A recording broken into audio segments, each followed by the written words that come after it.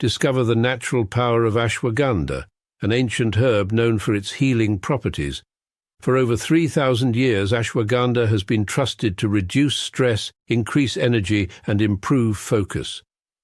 Our ashwagandha is carefully grown, harvested, and processed to retain its maximum potency. Each root is hand-picked and dried, then ground into a pure, organic powder, ensuring the highest quality. Simply mix 1 teaspoon into your favorite beverage or take it in capsule form as prescribed by a healthcare professional. Whether you're looking to balance your stress levels, boost your immune system, or enhance mental clarity, ashwagandha offers a natural solution. Experience the benefits of ancient wisdom backed by modern science. Trust nature. Trust ashwagandha. Go get this product at blackhotfirenetwork.com at the Sports and Nutrition Store.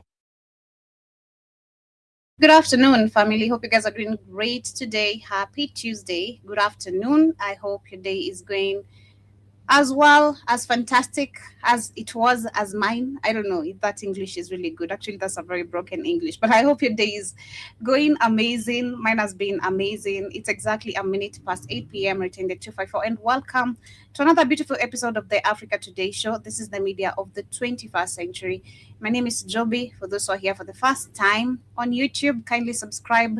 Welcome to the family and feel more welcome by downloading the app. We can get those amazing supplements and so much more apart from just the ashwagandha. We have CMOS, we have beetroot, we have turmeric gummy bears, we have skincare products on the like of shea butter, aloe cucumber soap, and so much more. In case you have any questions, kindly feel free to email us at kcnewsam15@gmail.com, and also feel free to donate to help us to keep everything running. But karibuni sana again. We're going to be continuing, of course, with the new updates of what is taking place between Iran, Israel, and America. And I've got a few videos I'm going to be sharing where apparently we have Iran missile which striked and hit Israel's sewer pipes. So literally that has unleashed, literally not only destroyed, they've not only hit one of the,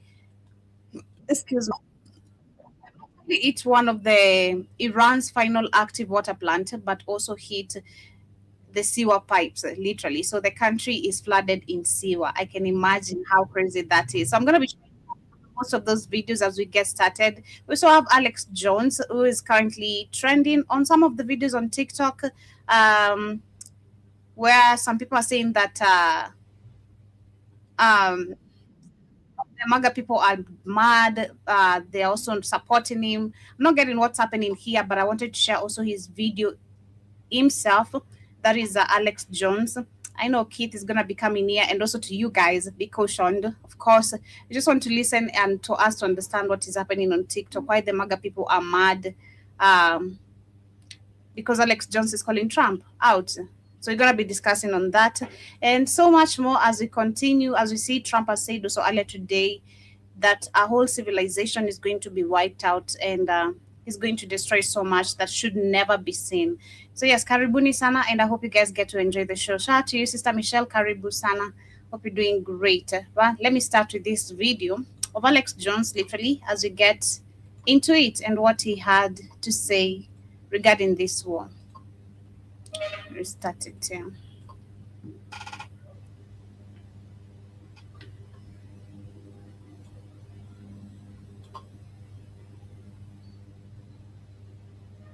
Put that cap ink on your arm, think you a crusader? Nah, just a drunk infidel in a fake uniform. Chain to kill all Muslims, wasted in a hotel lobby. Sexual assault settlement in Monterey. Blocked the door, took a phone, paid her off quiet, cause Me Too was on. Are you secretary? What a joke, bro. Cheated on wives, multiple affairs, kids in the mixed family, man. Hell no. Handsy with women at Fox, drunk on the job. Your own team say, yo, this dude toxic. Couldn't even guard Biden's inauguration. Your own military said next. Book called American Crusade, dreaming holy war. But reality check. You just a failed vet, turned TV clown, slipping on your own mess. Trump picked you cause you kissed the ring. But wait, funny part ain't coming. The dude you sucking up for that secretary gig. Trump himself was Bill Clinton's top sucker, giving blue jobs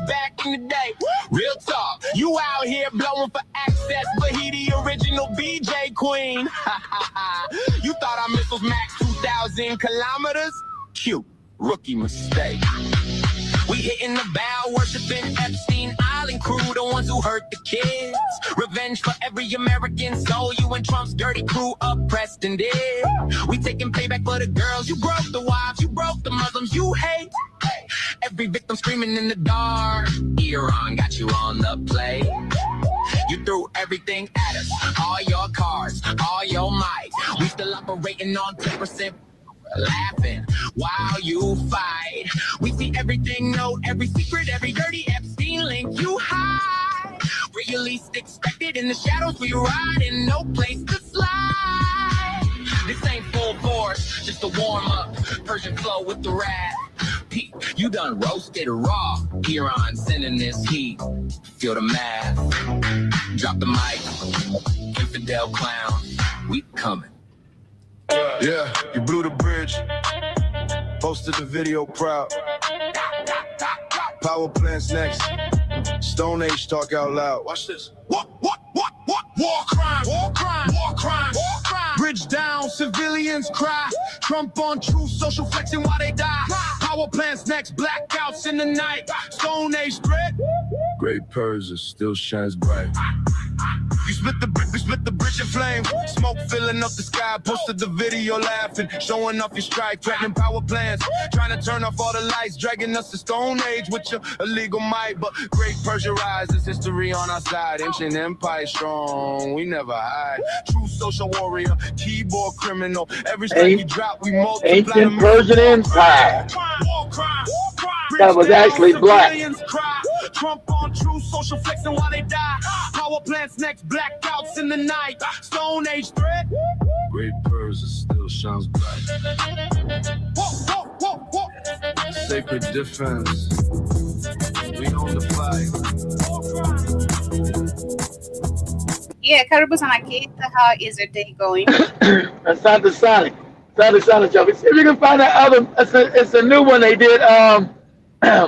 About the say Lego. I ran Lego video about the pilot being rescued. Cause I told you it wasn't about no rescue. No, this stuff they ain't about no rescue. They tried some foul shit, shot their ass, figured it out. I said this don't make no sense. Mm-hmm. This is something more than that.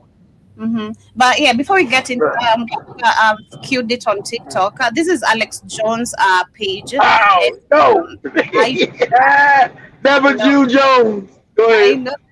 This is the globalist. He's calling out Trump for his actions. So of course, He's only calling up Trump now because listen, everybody knows that Israel real controls America, and Alex Jones has always been against it. He never mentions them, and now his credibility's on a lot because they know that Alex Jones is an agent.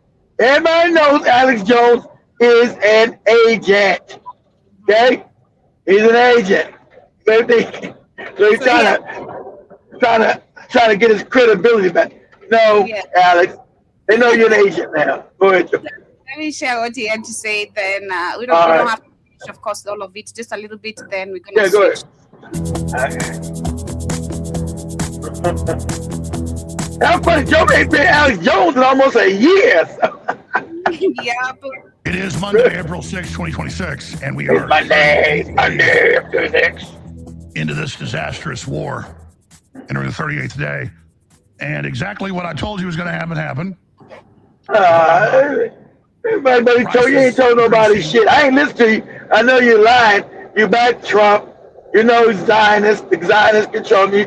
That's why when 4 years ago when Kanye West was up there talking about Netanyahu had the mask and had the net and had the bottle of Yahoo and talking about the Zionists, you look at how crazy. What are you trying to say? No, that's not true.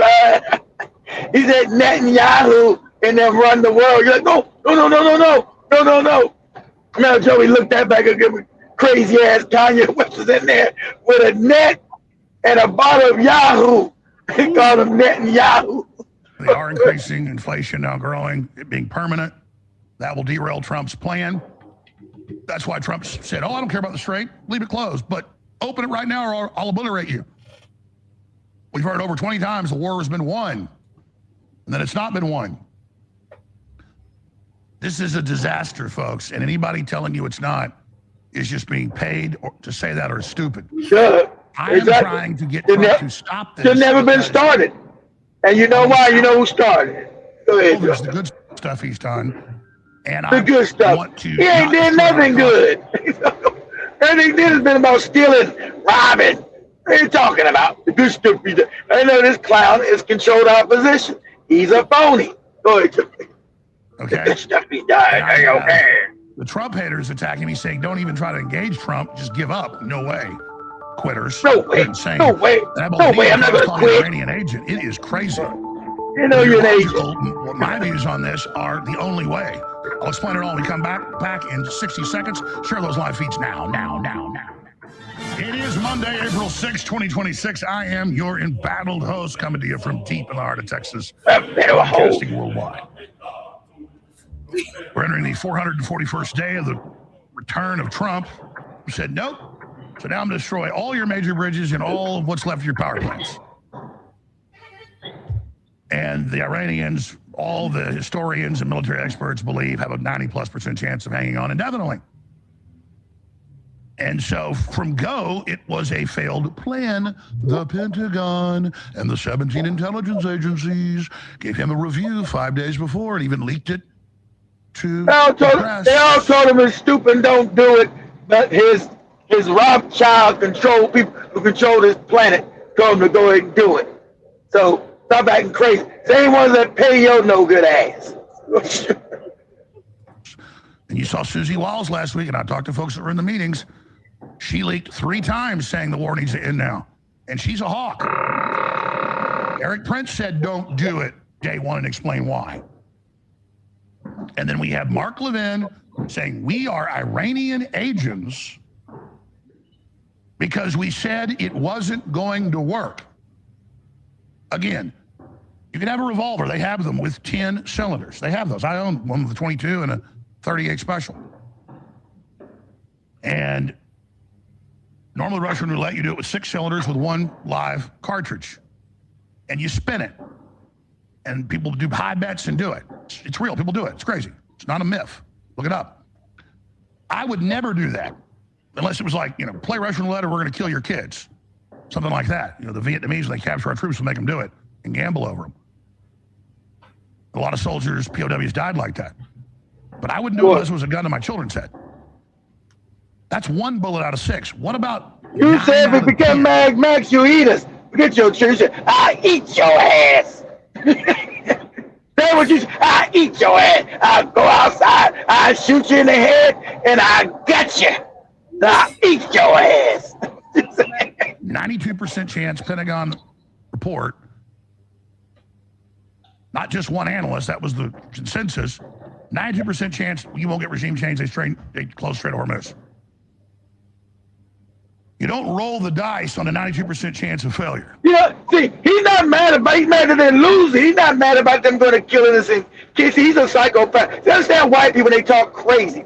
He's not saying this is evil and wrong. He said, oh, well, we're going to lose. It's not right that, it's not going to come out the way we want it. He's not saying it's not wrong to go kill motherfuckers, shoot them in the head, blow up babies. He's not worried about that. That's why he's not mentioning them. He's not mentioning blowing up innocent children in schools and shit.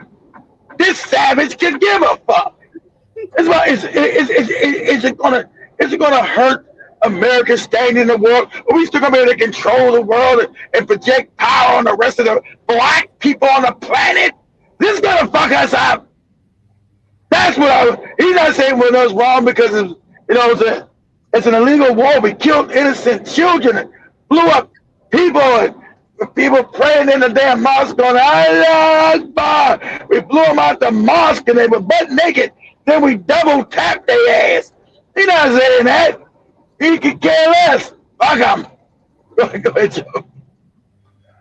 But you notice Trump keeps doubling down. These are cold, hard facts.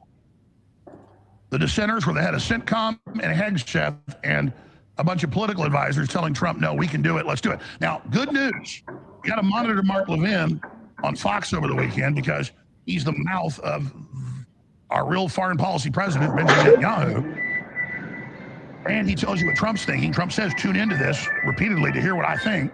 And he said, well, we need to wind this down now and have a permanent U.S. military base, probably in Israel, that just routinely bombs any targets that pop up, and just kind of have the Israel policy for the U.S. the way they have theirs for Gaza and the West Bank and Lebanon and Syria. Build a huge military base. He said somewhere, probably Iran's never going to allow that. And you start the building, they're going to blow it up. Iran's never going to allow you to build another military base in there that can hurt them. They're not going to allow you to start building shit, blowing your ass up. They're never going to allow it. And I'll tell you, I'll never allow it. Never. Ever again. Had military bases all over it. I'll never allow you to build another base around this ever. I'll blow your ass up. Go ahead, Joe. I said, well, how's that good news? Well, that's right, we're bombing. He's saying off-ramp. That's the off-ramp.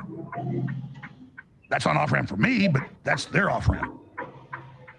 That's the Israeli policy. If they can't take something out, they just keep bombing it basically forever. And what did I tell you over the weekend? See, he don't want to admit that the Israelis are bad because they're the ones pay his ass. He's never. He's got the nickname. It's never the Jews. He's never Jew Jones. Hey, no, they're the ones doing the shit. So they nickname his ass Never Jew Jones. Go ahead, Joe. And the videos all went viral. Tens of millions of views. One video got like 8 million views, another 6 million, a whole bunch, 4 or 5 million. I counted like 18 million, probably 20 million views right now, and like 6 or 7 videos I put up. Turn left into the parking which I'm glad, got out. But I got swarmed, and it's just an example of the propaganda that's out there. I got swarmed by neocon bots and Mark Levin and all the other usual suspects attacking me, saying I'm a slob, I'm a scumbag, I'm an Iranian agent, I'm a Qatari agent, I'm an idiot, I'm a failure, I'm off the air, or my show's better than ever. So understand this. He's saying, the people that pay him are now attacking him. This is all phony. This is what they call spin. Oh, they're now against me. Oh, I'm gonna have Joey put up when Kanye West a few years ago was on there talking about the very same thing. And Alex looking all crazy. I don't want to say it to you. No, don't say that, Kanye. You look at Kanye was going. Kanye's crazy as cat shit. He's on there with the damn mask on, had a net and a bottle of Yahoo. I heard Netanyahu was a killer. No, Kanye, you gotta stop talking about those people like that. Those are all good people. Read these are hundreds of thousands of comments. It just goes on and on and on with all of them attacking and saying I'm full of crap and I don't know anything and blah blah blah blah blah blah blah blah blah. What were they talking about? I am more effective in many ways behind the scenes because I've been on air 32 years. 32 years on the 15th, just in less than 10 days. And I basically know everybody. And everybody calls me. Of course you know everybody. You're an agent. No, it doesn't. They call you because you're an agent, moron. And people know you're an agent. But I hope they know by now. They got to know by now that you are an agent. You're CIA and Mossad. That's what you are. You already admitted your daddy was CIA or your granddaddy, one of them. But yeah, you're CIA and Mossad. So please, I know everybody. We know you know everybody else. Oh, they kept trying to come to me and have me try to be an agent and change. You already are an agent. Talking about they trying to come to me. Somebody gonna kill my family if I don't become an agent. Go ahead. About this UFO thing. What do you think about the Federal Reserve? This? What should we do on that? What are questions for this? What are questions for that? And so I've got all these sources. And so I started making some phone calls. I was so concerned about what to do with this war and what Trump's really thinking. And I talked to a whole bunch of people. Pentagon, intelligence, White House, Trump confidants, Pentagon journalists, and they know who they are. But it's the same way I told you they had a meeting 6 days after Kirk was killed, and Kash Patel said shut down any foreign involvement investigations or any accomplices domestically. Of course, it came out exactly as I said, the exact date. Now, why do I get this? Because they know I have a huge show, And they're scared to put it out themselves. I've had top journalists, as big as I am or bigger. Yeah, but I'm not gonna dwell so much on him. So let me just move away very quick. Let me share this Lego video that you'd requested, and then I'm gonna share other videos of what's happening. Yeah. You got the right one.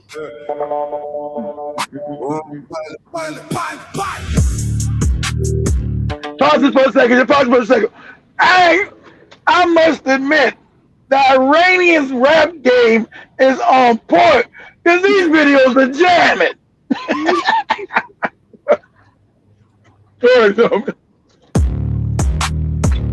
Yeah.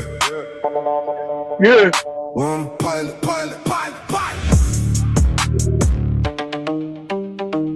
Cost you 100 million. One pilot.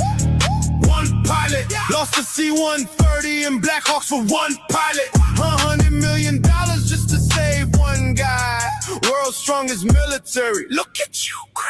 Yeah, you talk big, drop bombs, act like you run the sky. But one little rescue when you see 130 die. Black Hawks hit hard, flames in the Persian sky. 100 million gone for one pilot, that's the price. You call us little Iran, but you bleeding equipment. Special forces running, helicopters getting hit.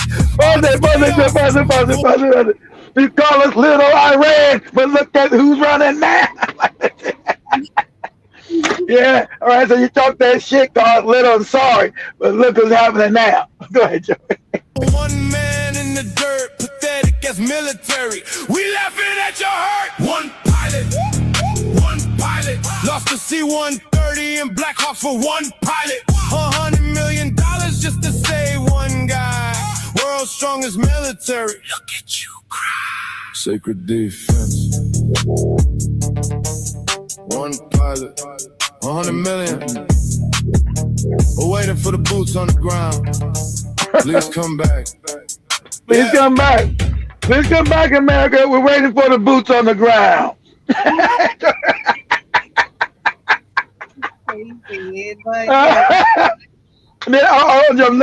the one. They got another one. They put another one out about the black folks in Babylon. Say the Iranian video with black people in Babylon. And showing the black people you built everything, and these people are wicked and evil. You know they put Tupac on one of their missiles, don't y'all? Yeah. They put Tupac in it. They put Tupac's picture on one of their missiles in America. This shit is crazy.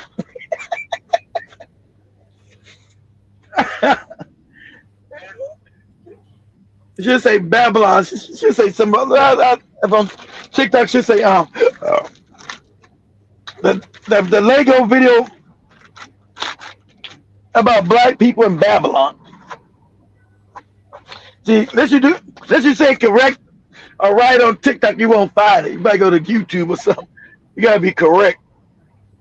Okay, one of the most insane historical facts has got to be when Iran took. On February 28, 2026, a missile hit a girls' elementary school in a city called Minab in southern Iran.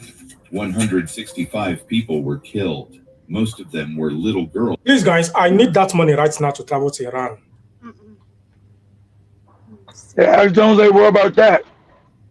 Fuck them kids. Fuck them.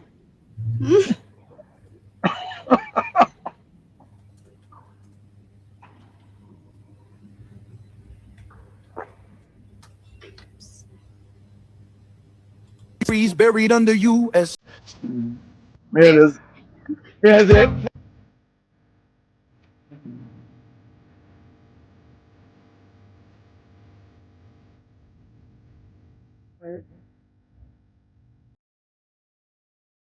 Stolen parts. I walk on land with the memory like 4 or 5 of them. Beat like a Still drum in the dark. They still taught me pilgrims, Africans to go build their shit. Well, Ever taught but go ahead, Joey. was already there.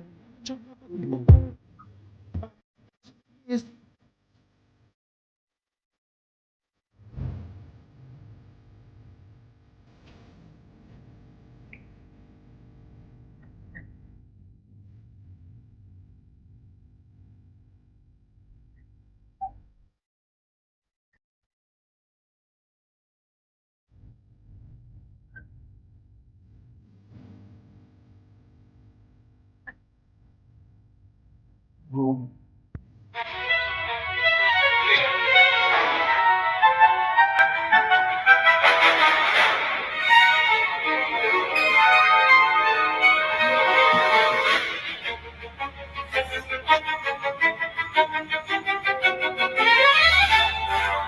Joey, put this one. Say Lego video. Say Lego video. Iranians. Say Iranian Lego video of Americans trying to steal their uranium. That's another. Remember, all of you, most uranium comes out of Africa, and Africa's the only one that don't got nuclear weapons or nuclear fucking power. Shout out to Ibrahim Traoré. They're building their nuclear power right now, which is cheap and clean. Security of our nation is under threat. We are left with no choice but action. Yes, because Iran figured, like I figured, this ain't about no one pilot. This story don't make no sense. They were trying to steal their uranium so they couldn't make the bomb. Exactly. I said, when we were talking about it Friday or Wednesday, whatever it was last week, I said, this don't make any sense. Or was it yesterday? I said, this don't make any sense because, something fishy. All these damn aircraft to get one pilot, because with one pilot you were going covert with one damn plane and try to sneak them out. You wouldn't come in with that kind of much military force, and then it just didn't make no sense. So I knew something was fucking fishy.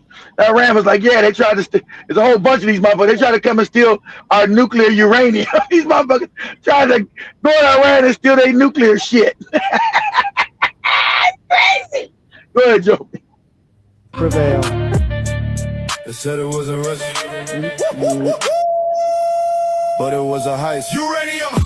It was a heist. Yep. Tried to steal our uranium in the dead of night. Commandos, Rangers, Black Hawks in the fight failed miserably, just like Tabas, right? They flew deep into ice, Farhan thought we wouldn't see. Special forces, excavators trying to take our enriched uranium for free. Attacked our defenses, tried to seize the ground, but we lit them up. Now the birds are down. C-130 gone, Black Hawks burning in the sand. 600 million wasted on a failed master plan. They called it a rescue, but the world knows the truth. They came for our uranium. That's the real proof. We said it clear, this wasn't random at all. They wanted our nuclear material, that was the goal. Deep into our territory under constant threat, but they got exposed. Now the whole world sees their regret. Feel like Tabas, history repeating again. Superpower embarrassed, losing more than just man. You try to rob us in the middle of the war, now you're running scared. We laugh from afar, sacred defense.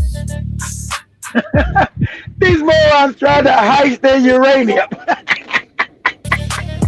I knew it wasn't about no damn. Keep your boots on the ground. That's right. Keep your boots on the ground. Yeah. Iran, you jamming, Iran. I gotta get your rap game better than ours. It's crazy.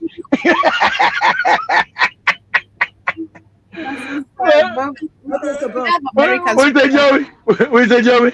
I'm saying it's insane. Shout out to them. I love the beats. The beats are bumping. You know. I know. Yeah, they're bumping.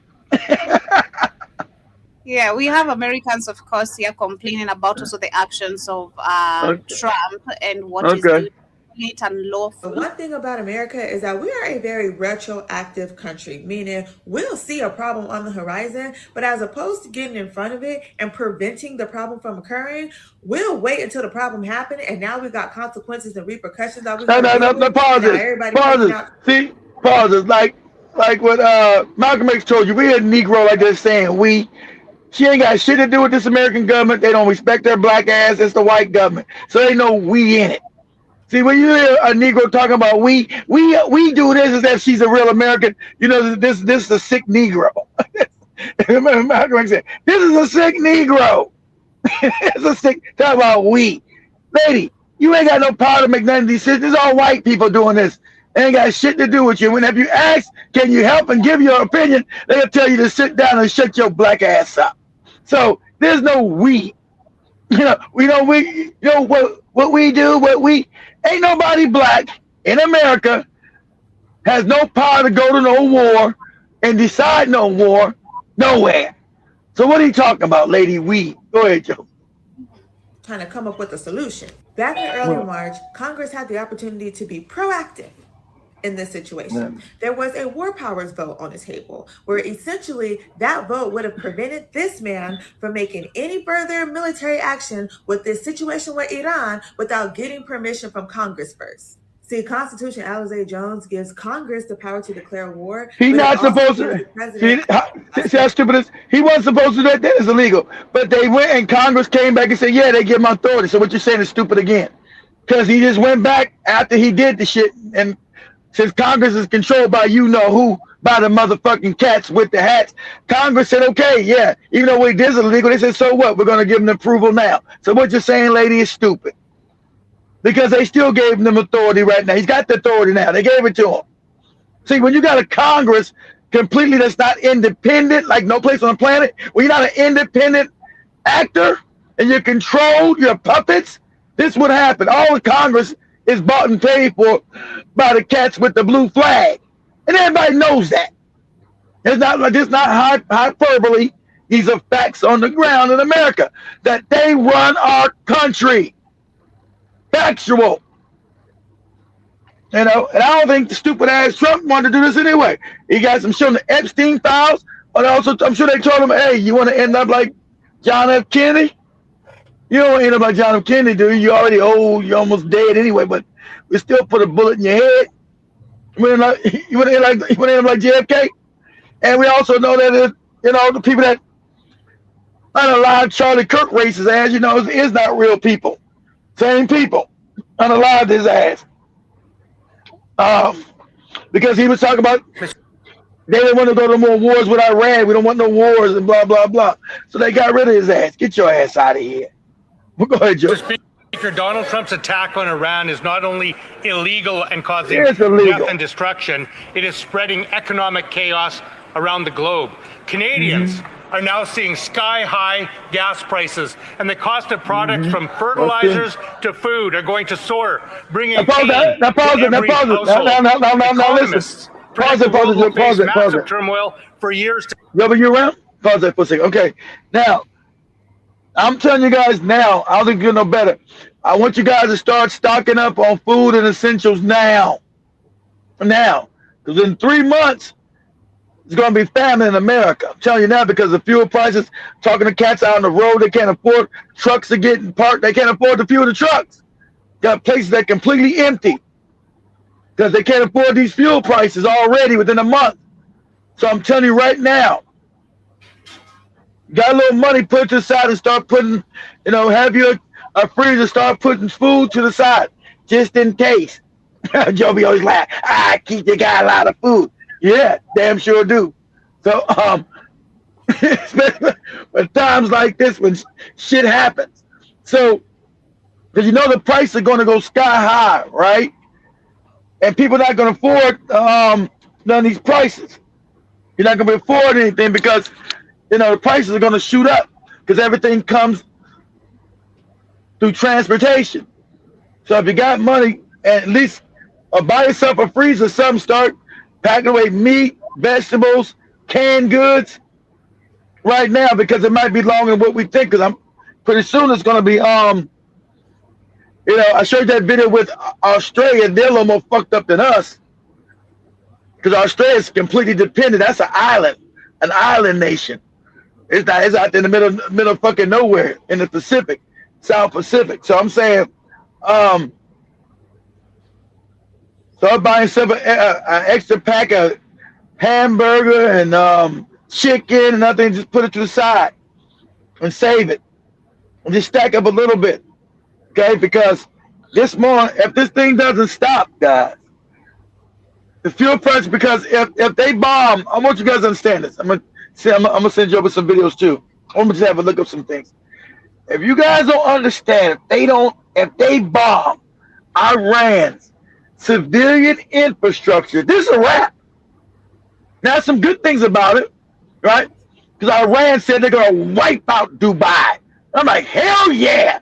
Dubai, Abu Dhabi, the UAE, they said we're going to wipe it out. So sorry for all you Instagram models, you know, no more dookie parties for you. Nobody will have to doodle on you no more. If your days of getting doodled on for money is over. But if they bomb Iran's key civilian infrastructure, which is a war crime, funny, you don't see the UN, nobody trying to stop them from doing it. Iran said they're going to wipe out Saudi Arabia, Qatar, Kuwait, Bahrain, UAE, and Oman. So those are your fake ass fucking countries that the British and the French set up after World War I, after the Ottoman Empire collapsed. So all these Gulf countries that are rich, right, with all the oil, Africa has more oil, but you wouldn't even know it because Africa's all poor, right? But these Gulf countries who only have oil that made them wealthy, that's a wrap. Iran said, we'll blow that shit up. You won't be able to get oil out that motherfucking place for 20 years. They're going to blow up the water. So Iran's already told the motherfuckers, the Arabs in the desert, you better start moving. Better start moving now. Because if America hits our shit, we're going to just, you're talking about civilization ending, right? We hit somebody's water supply and their ways of making money, because that's all the Gulf countries got is the oil to make money. It's made them rich. So you're not going to be able to make no more money. That's over. So your people are going to uprise, but they're going to have to leave in there because they're going to be no water to drink. You're in a desert. All that shit is desert. So most likely they're going to free into Africa because the Africans are goofy. Oh, please help us, Africa, you our slaves. Let us come take over your countries and rule you from here. Yes, come rule us here with Allah. All that stupid shit. So we'll know by the night. If he does it, and without this oil, guys, because like Aaron said, if they blow it up, there's no oil. So you're talking about oil going to $300 a barrel. Who's going to be able to afford $15, $20 a gallon? Nobody. My job will be gone. Most of your jobs will be gone. We're going to be putting some Mad Max shit here, buddy. Okay? That's the power Iran has. Right? Don't need to beat a war. It destroys the economy. And also, Iran has also said the Strait of Hormuz, if you want to buy oil, I told you, and nothing's a coincidence. Some tell me this is set up because I told you they wanted to make China the new hegemon. They wanted to make China the new global power. So why is Iran now just told Europe too, and Russia told Europe as well, if you want to buy this oil in this region, you're going to have to pay for it with the yuan, not the dollar. See, nothing's a coincidence. Because, like I said, everybody tell them not to do this war. So why would you do it? This war don't even make any fucking sense. You don't have to be a military genius, why would I do this? Because Iran is the military power in that region. It would fuck all that shit up. It would fuck Saudi Arabia up. It would fuck Qatar up. It'll fuck Kuwait up. It'll fuck the UAE, whatever that goofy shit called, the Emirates. The UAE, Dubai, Abu Dhabi. So why would I do this? Because they're definitely going to unleash a strike that these goofy fake-ass Arabs can't defend themselves. And if I do that, they're going to destroy the world's economy. And that's going to put America under because everything's based on the dollar. That'll destroy the dollar. So I'm sure you've been told this. Now, you've been told this shit. You're the president. They come in with your daily briefings. You'd have your daily intel briefing. If you guys don't know, so you guys know, the president gets a daily briefing from the CIA, from the NSA, from the FBI. Every day you get a damn intel briefing about what the fuck is going on in the country and what's going on in the world. Every day. Because you got spies everywhere. CIA spies every fucking where. So you want to know what's going on? They'll tell you, okay, this was going on in Burkina Faso. This was going on in Kenya. This was going on in Iran. This is going on in China. But you got CIA motherfuckers everywhere. So you would get your daily briefing. And you say, well, you know what? Think about bombing the fuck out of Iran. No, don't do that, stupid. You won't do that. No, you don't do that. Because if you do that, Iran has enough firepower to destroy the whole Middle East. The Straits of Hormuz will be closed down. This wouldn't make any sense. You're talking about you want to bring freedom. No. We don't want no freedom. We need this oil to stay down so people's economies don't get fucked up.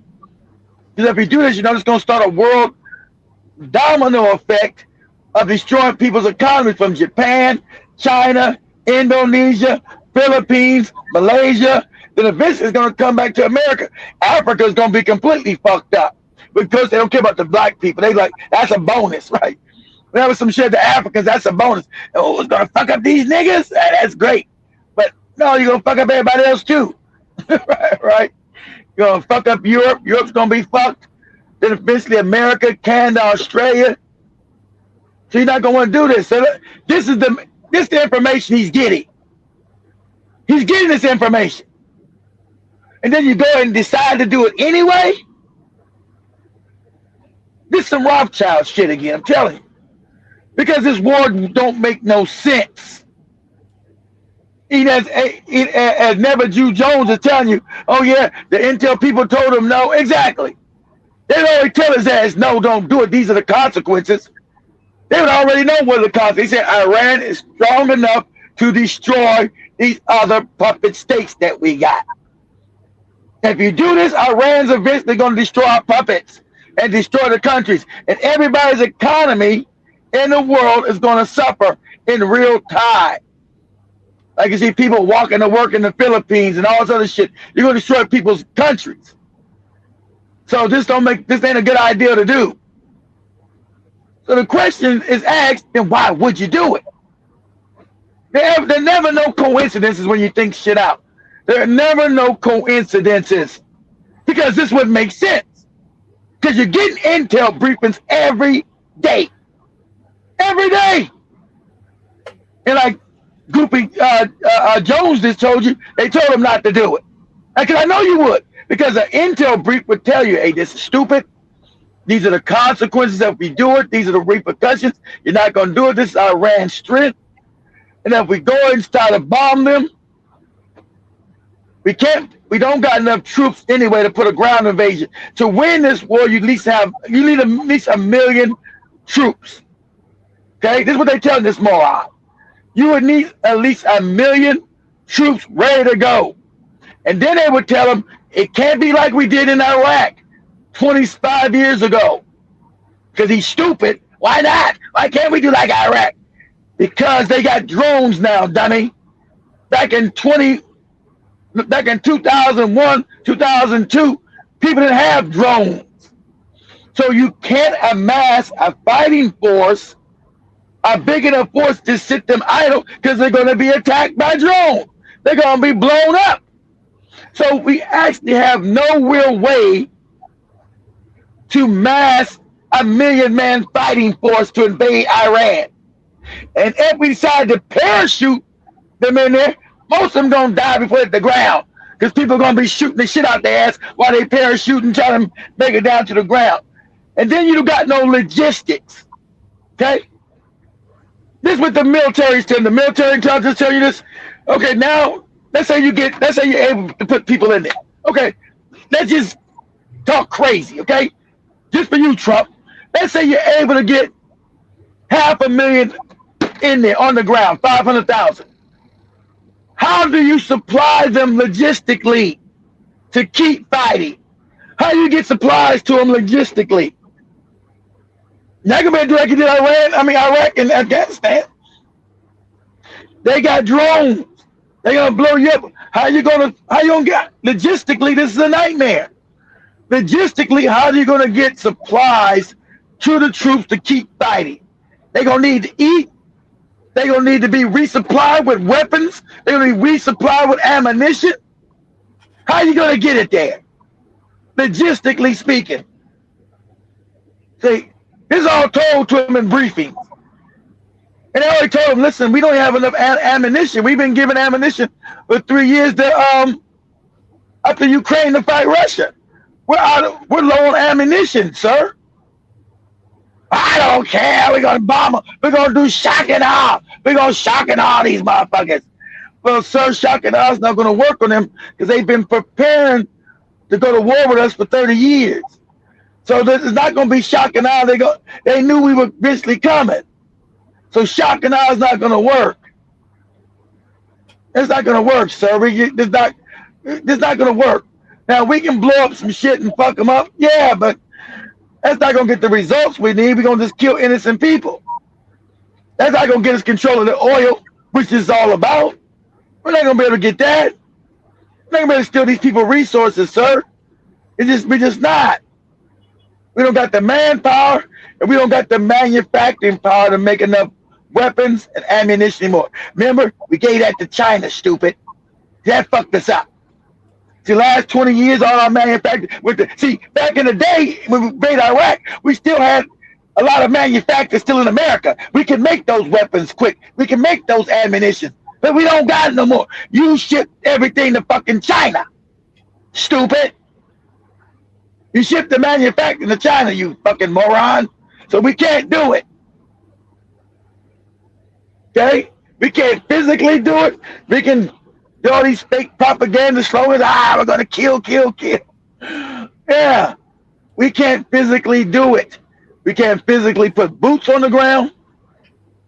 We can't physically stage anyone there without being murdered. And that's what the generals all, if you guys remember, they almost had a mutiny. All the generals said, no, we can't do it. Exactly.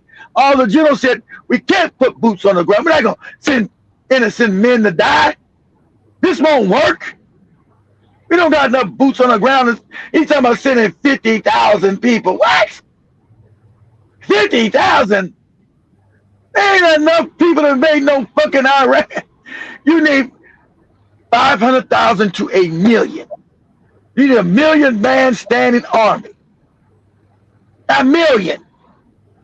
If you're going to invade a country of 90 million people, you need at least 1 million. And that's, you still fucked up. You still ain't got enough, but that's doable. You need at least 1 million man standing army if you're going to invade a people of 90 million. And then, because most are going to get murdered anyway, trying to get boots on the ground, because everybody has drones now. People didn't have drones 25 years ago. See how technology and caught you flat-footed? Technology has changed. This is not Iraq.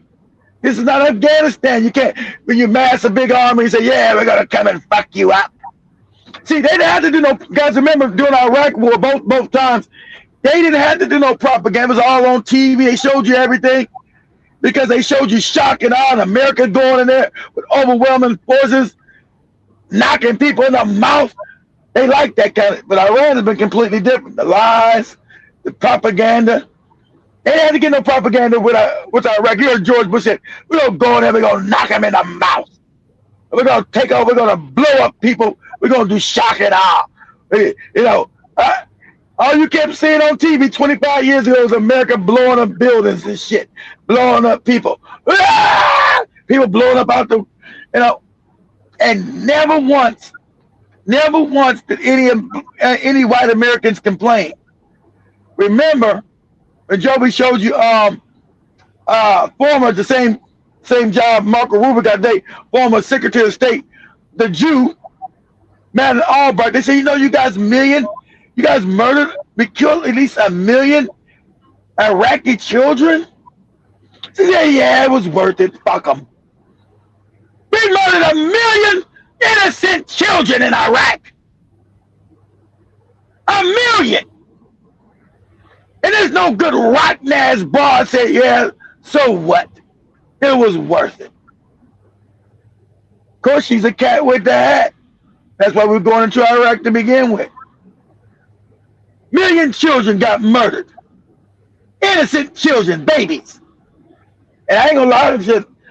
I'm sorry you're innocent. I'm gonna shoot you in the head too. I got to live too, but it's not right. It's not right. It's not right. It's not right. What I'm saying is not right. Okay? As I'm saying, it's not right. So, you know, I might have to put a bullet in your head too, but it's not right. Oh, go ahead, Joe. We are just hours away from President Trump's deadline to Iran. He's telling Iran's regime to reopen the Strait of Hormuz or face mass destruction, including all of the country's bridges and power plants. They want us to keep bombing. As the clock ticks down to 8 Now, look at this lunatic. He said the people of Iran, they want us to bomb them. They want freedom. See how the same these fucking goddamn soulless beings controlled from another dimension. This is the same shit they said about Libya. We're gonna give them freedom. They freedom under Gaddafi. Gaddafi won't give them freedom. Gaddafi gave them free school. That means all school, all way college was free. Kagame gave them great hospitals that were free. If you had anything in Libya, any kind of medical, it was free.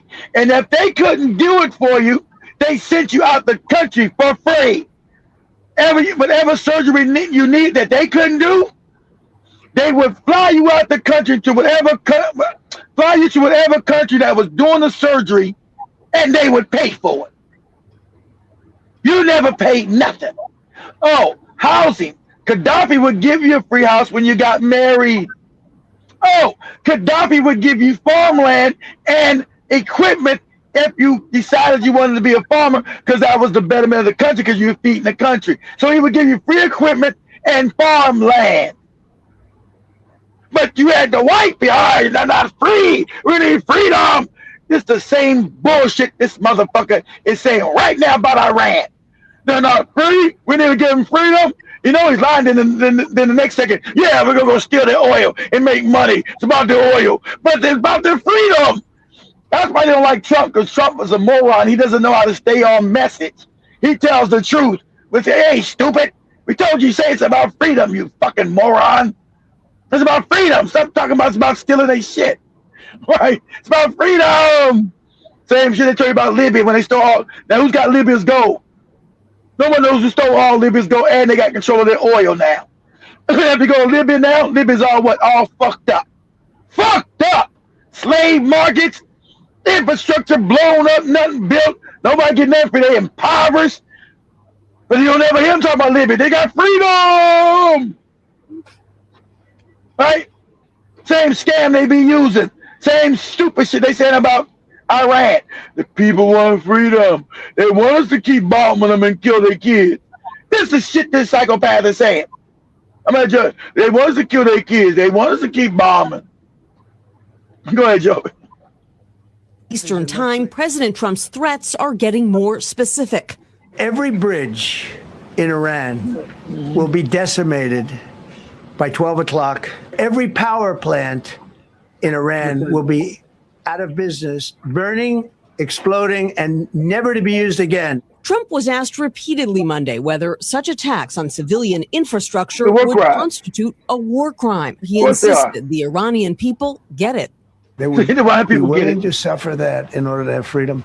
The Iranians, they willing to get their kids blown up and murdered for free. This is the same bullshit talking about Libya for freedom. How are they not free now? These are crazy and psychopathic. These white people are. This is a lunatic. They're willing to get murdered and bombed for freedom, and then they get freedom. They steal their oil and the Iranians impoverished. They went for freedom. It's about, they say, Burkina Faso, you guys are not free. We got to get rid of inventory for your freedom. But of course, with your freedom, we're going to steal your gold, your oil, and all your shit too. That's your freedom. Go ahead. Go ahead. You've had numerous intercepts. Please keep bombing. The war was also on his mind at the annual White House Easter egg roll. I don't think it gets much more hostile than Iran. Flanked by the Easter Bunny and the First Lady, Trump rejected a 45-day ceasefire proposed by other countries in the region. The only one that's going to set a ceasefire is me. I haven't set any ceasefire. Despite his tough talk, Trump said he believes the Iranians are negotiating in good faith. That's a lie. Claimed the talks have been. They told him to kick rocks. Nobody's negotiating with this moron. That's what they told him. They said, listen, no one is negotiating. You already know what we want. You already told you what you want. You're going to pay us reparations. You go, you're going to start paying us $2 million. Each ship that goes in here is $2 million. And I'm going to show you that. I'm going to show you that some European ships that went in there and Japan that went, because they need it. Japan needs this or their country's going to collapse. the Philippines and went in there, other countries collapse. And what they say, don't use the American dollar. You use the Chinese yuan, come negotiate. There's going to be $2 million. And we're going to give you the oil you need for your country so your country don't collapse. You got to understand, Japan, these countries don't have no resources. Without these oils and this liquefied gas, they will collapse. Their country ceases to exist, will not run. So I'm gonna show you where these other countries made deals. Like, fuck America. Shit, we can't listen to this fucking lunatic talking about this crazy shit. We gotta go get our shit. we ain't got time to listen to this crazy bastard. This fucking this fucking dookie booty ass motherfucker. We can't listen to old dookie booty. We gotta go get this shit or we're done. But go ahead, Joe.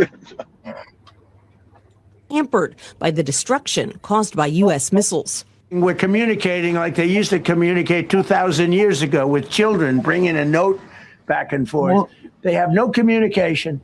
With gas prices surging and his poll numbers sagging, Trump acknowledged there is pressure on him to wrap up this war. Unfortunately, the American people would like to see us come home. If it were up to me, I'd take the oil, I'd keep the oil, and would make plenty of money. At one point, I thought it was about freedom. It's about that freedom, Joey. About freedom. See, that's why a lot of them don't like, because he don't stay, he fucks up. He's supposed to say it's about freedom. He's telling you the truth. I'll take their oil, steal all their shit. Remember, white people are pirates. That's all they've ever been, is stealing people's shit. So he just tells the truth. Yeah, I go in there and just take all their shit. Fuck them. But Iranians, all that's there. That you're there for the freedom. Oh yeah, it's about freedom. Freedom. Go ahead. Claimed that he could take out the entire country in one night if he wanted to, and then he added that night could be tonight. The president of Iran posted on X overnight, quote, over 14 million proud Iranians have, up until this moment, declared their readiness to sacrifice their lives in defense of Iran. I, too, have been, am, and will be a sacrifice for Iran. But we're giving them till tomorrow, 8 o'clock Eastern time. And after that, they're going to have no bridges. They're going to have no power plants. Now, remember, he's telling you these are all war crimes. But see, like Joby told you, you don't get no justice unless you got power. And so luckily for Iran, they've made enough where they can fight back, right? They just need to hold on. They can't win the war, but they can hold on, and they will win it just by lasting. Hold on, right? So criminality is how the world works. It ain't about no damn justice, because he's telling you, yeah, we're going to bomb their ass. We're going to bomb the hospital. And they've already been doing it. They've been bombing hospitals, war crime. Bombing schools, war crimes. He just said, we're going to bomb their bridges, bomb their electrical system, put them in the dark. We're going to send them back to the Stone Age. And that's when Iran, people said, hey, we already had civilization when you white people were in the caves. So, these are war crimes. Ain't nobody saying that about. These are war crimes. Why is the head coming to get him? Where's the UN at? Putting war crimes on this motherfucker head. He's openly telling you war crimes. Because America has the power now. That's why. See, if this is an African motherfucker saying that, he'll get locked up. Yeah, we're gonna bomb innocent kids, and we're gonna blow up electricity plants in schools. He said, we're gonna lock your ass up, nigga. Crunch is headed there. Yeah, Captain Crunch says some shit. We're gonna lock your black ass up. So we're going to let him go ahead. As you know, President Trump has vowed to launch devastating strikes if the Strait of Hormuz is not reopened. What is Iran's official positions towards such threats? Iranians are not going to be swayed by such deadlines in defending their country. Such deadlines merely express the criminal intent of those who propose such deadlines. We will not allow the slightest threat to ourselves in defending our country, and our armed forces have shown how they will defend themselves against any aggression. It is up to the international community, the countries of the region, and all member states of the United Nations to stand against this trend the trend of normalizing crime and lawlessness. Now, Iran, let's remember that Iran is not just defending the Iranian people. Iran is defending an order based on international law. Iran has declined the deadline to open the Strait of Hormuz given by President Trump. And Iranian officials stated this just hours after President Trump made that crazy post on Truth Social. If you don't know what I'm talking about, earlier this morning, April 5th, 2026, President posted this on Truth Social, where he made threats to Iran if they don't open the Strait of Hormuz. And he ends his threats with praise be to Allah. This was said today, Easter Sunday.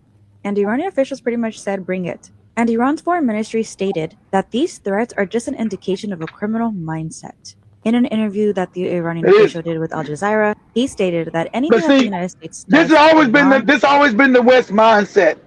This is what they've done. See, that's why they've not. That's why the UN ain't said shit, because they create that fake ass organization.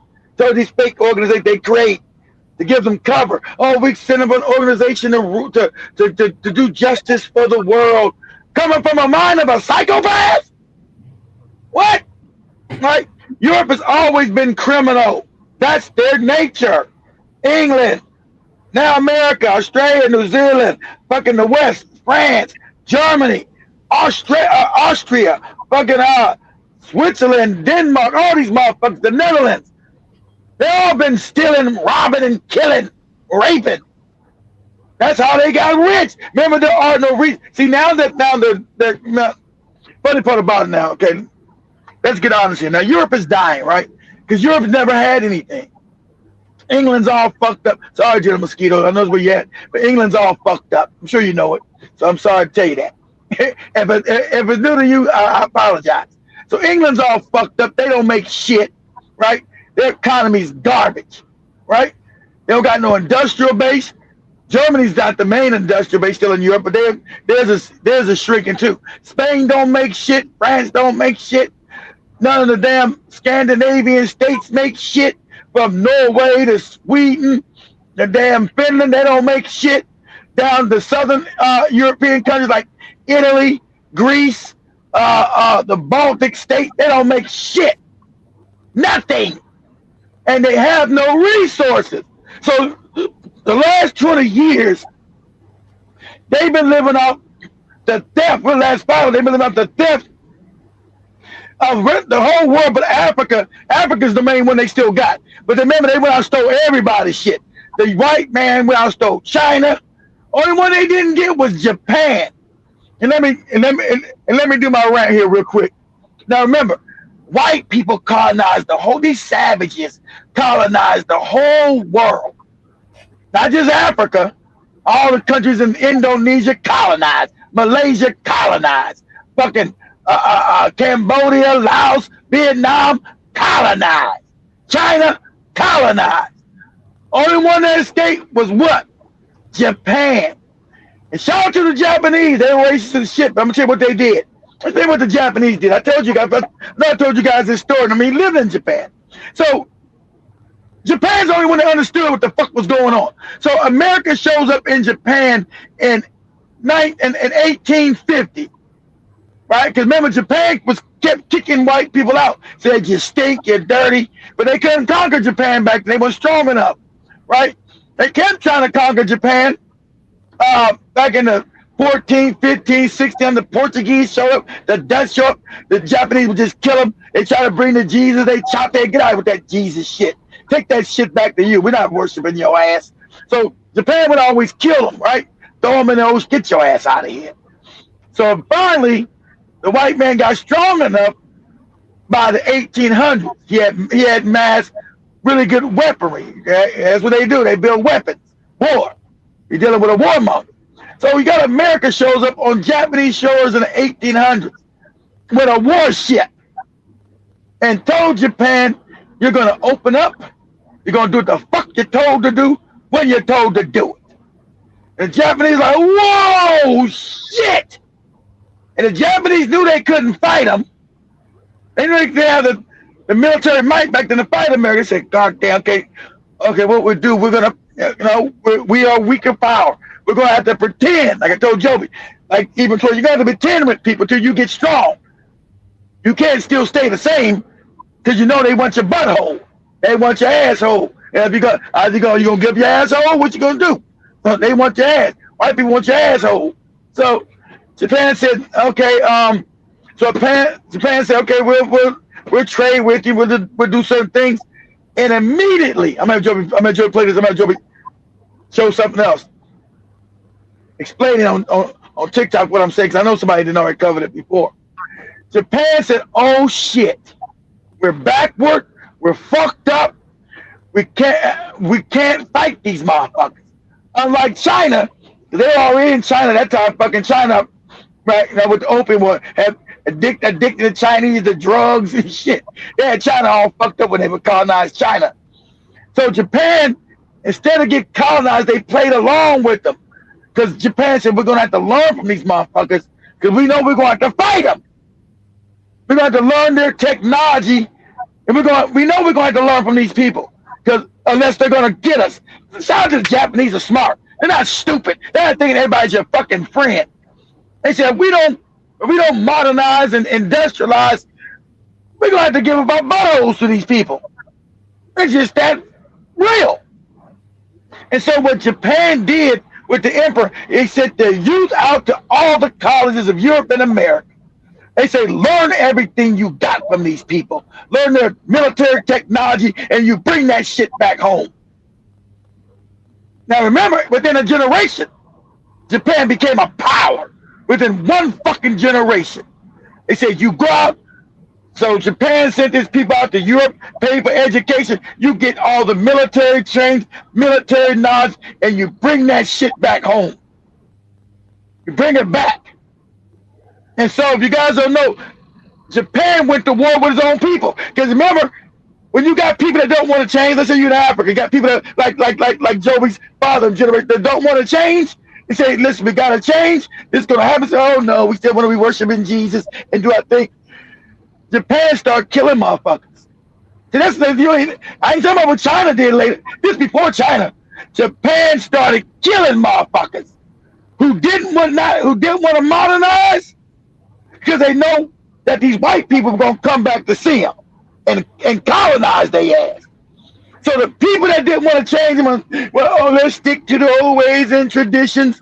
They were chopping motherfuckers' heads off. You got to go. You go back and you die and live in the past. You go die and live in your tradition. Because we got savages now. We have a savage group of people that want to take us over, that want to colonize our ass. And we're not willing to give up our buttholes right now.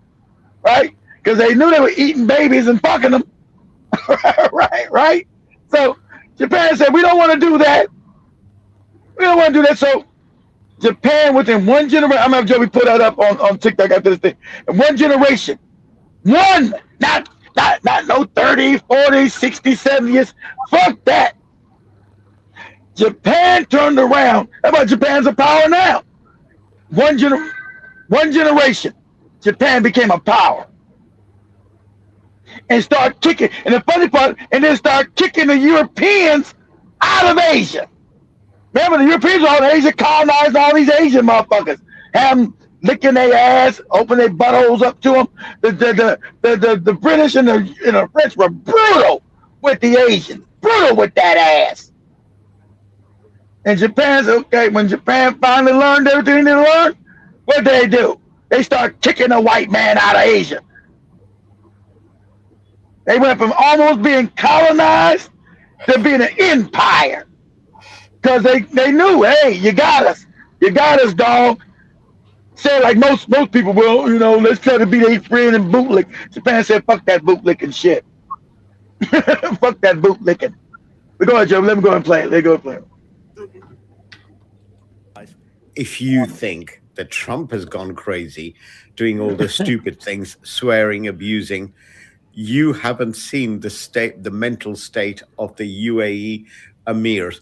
They are gone bad to worse. The only difference is they're not shouting and screaming on TV, but everything behind the scenes is gone absolutely fucking bonkers. So let me start. He talked to UAE and other Arab countries, because Iran said if Trump fucks up our shit, the UAE is going to cease to exist. I told you, Bahrain is going to cease to exist. Saudi Arabia is going to cease to exist. Qatar's going to cease to exist. We're going to get rid of all these Arabs. Because remember, their money's oil. And most of these Arabs are stupid. The more side of the Africans worse with that goofy religion. I love that goofy shit. But these Arab countries are, without oil, they're poor and backward. So they're going to be, and Iran knows that. Iran said they're going to cease, if Trump blows up our infrastructure, these goddamn Arab countries are going to cease to exist. They mean it. And what's going to happen, these fake kings that all these niggas in Africa be talking about, who the king of this, these fake kings are not going to exist no more. The people are going to overthrow because they're fake kings. They're not real kingdoms. They were set up by white people. These kings are fake. There are no real kings in no fucking Abu Dhabi, UAE, and Saudi Arabia, all these fake motherfuckers. And ain't none of them ain't Arabs. So what you're looking at is mass identity thief. I want you to understand this, right? These Arabs, you look at these white people, most of them motherfuckers are Turks. Because you had what? The Ottoman Turk Empire. They were all, most of these motherfuckers are Turks. And remember, Arab is not a people, it was a culture. It was an African culture. That's why we look who the first Arabs, they're Africans. So now you got another white people cosplaying black people. That's what I'm talking. We're going to talk about this tomorrow about created people. Since they have no past, they come into black spaces. I'm going to say this for tomorrow. They come into black spaces and then they assume an identity that's not theirs because they don't come from nowhere, had no identity. I might see all these people playing black people. And you think these white Arabs. An Arab was black. An African. He's an African culture. Not a people. They show these white looking people, some of the Arabs. These are fucking white Turks. Because that was the Ottoman Turk Empire. These are Turkmen. Talking about now we're Arabs. And the British told them, you guys are now going to be Arabs. And you got to come up with Arab names. Just like the white people in Israel come up with them fake Jewish names. Right? They're another cosplaying ass bastards. Them white people in Israel, with some of they're Israelis when they're not. They're cosplaying ancient black people and making up fake names. That's what the white Arab did now. What's your name? My name is Allah Muhammad Ababa. Yeah? Your grandfather's name is Turkmenistan, Turkmenistan. Yeah, but that don't matter no more. I'm Muhammad Alibaba.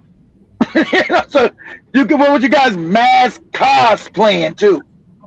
These white Arabs. And I told this guy, I talked to this guy, you know I'm right. He said, you're right. I said, no, I'm right. These white people weren't there in no fucking Northeast Africa. These are white people. These are Turkmen. Turks. But when the Ottoman Turk Empire broke up, they let some of the Turkish punks be fake Arab kings. Now they're Arab kings. You go back 20 years ago, all these motherfuckers were Turks.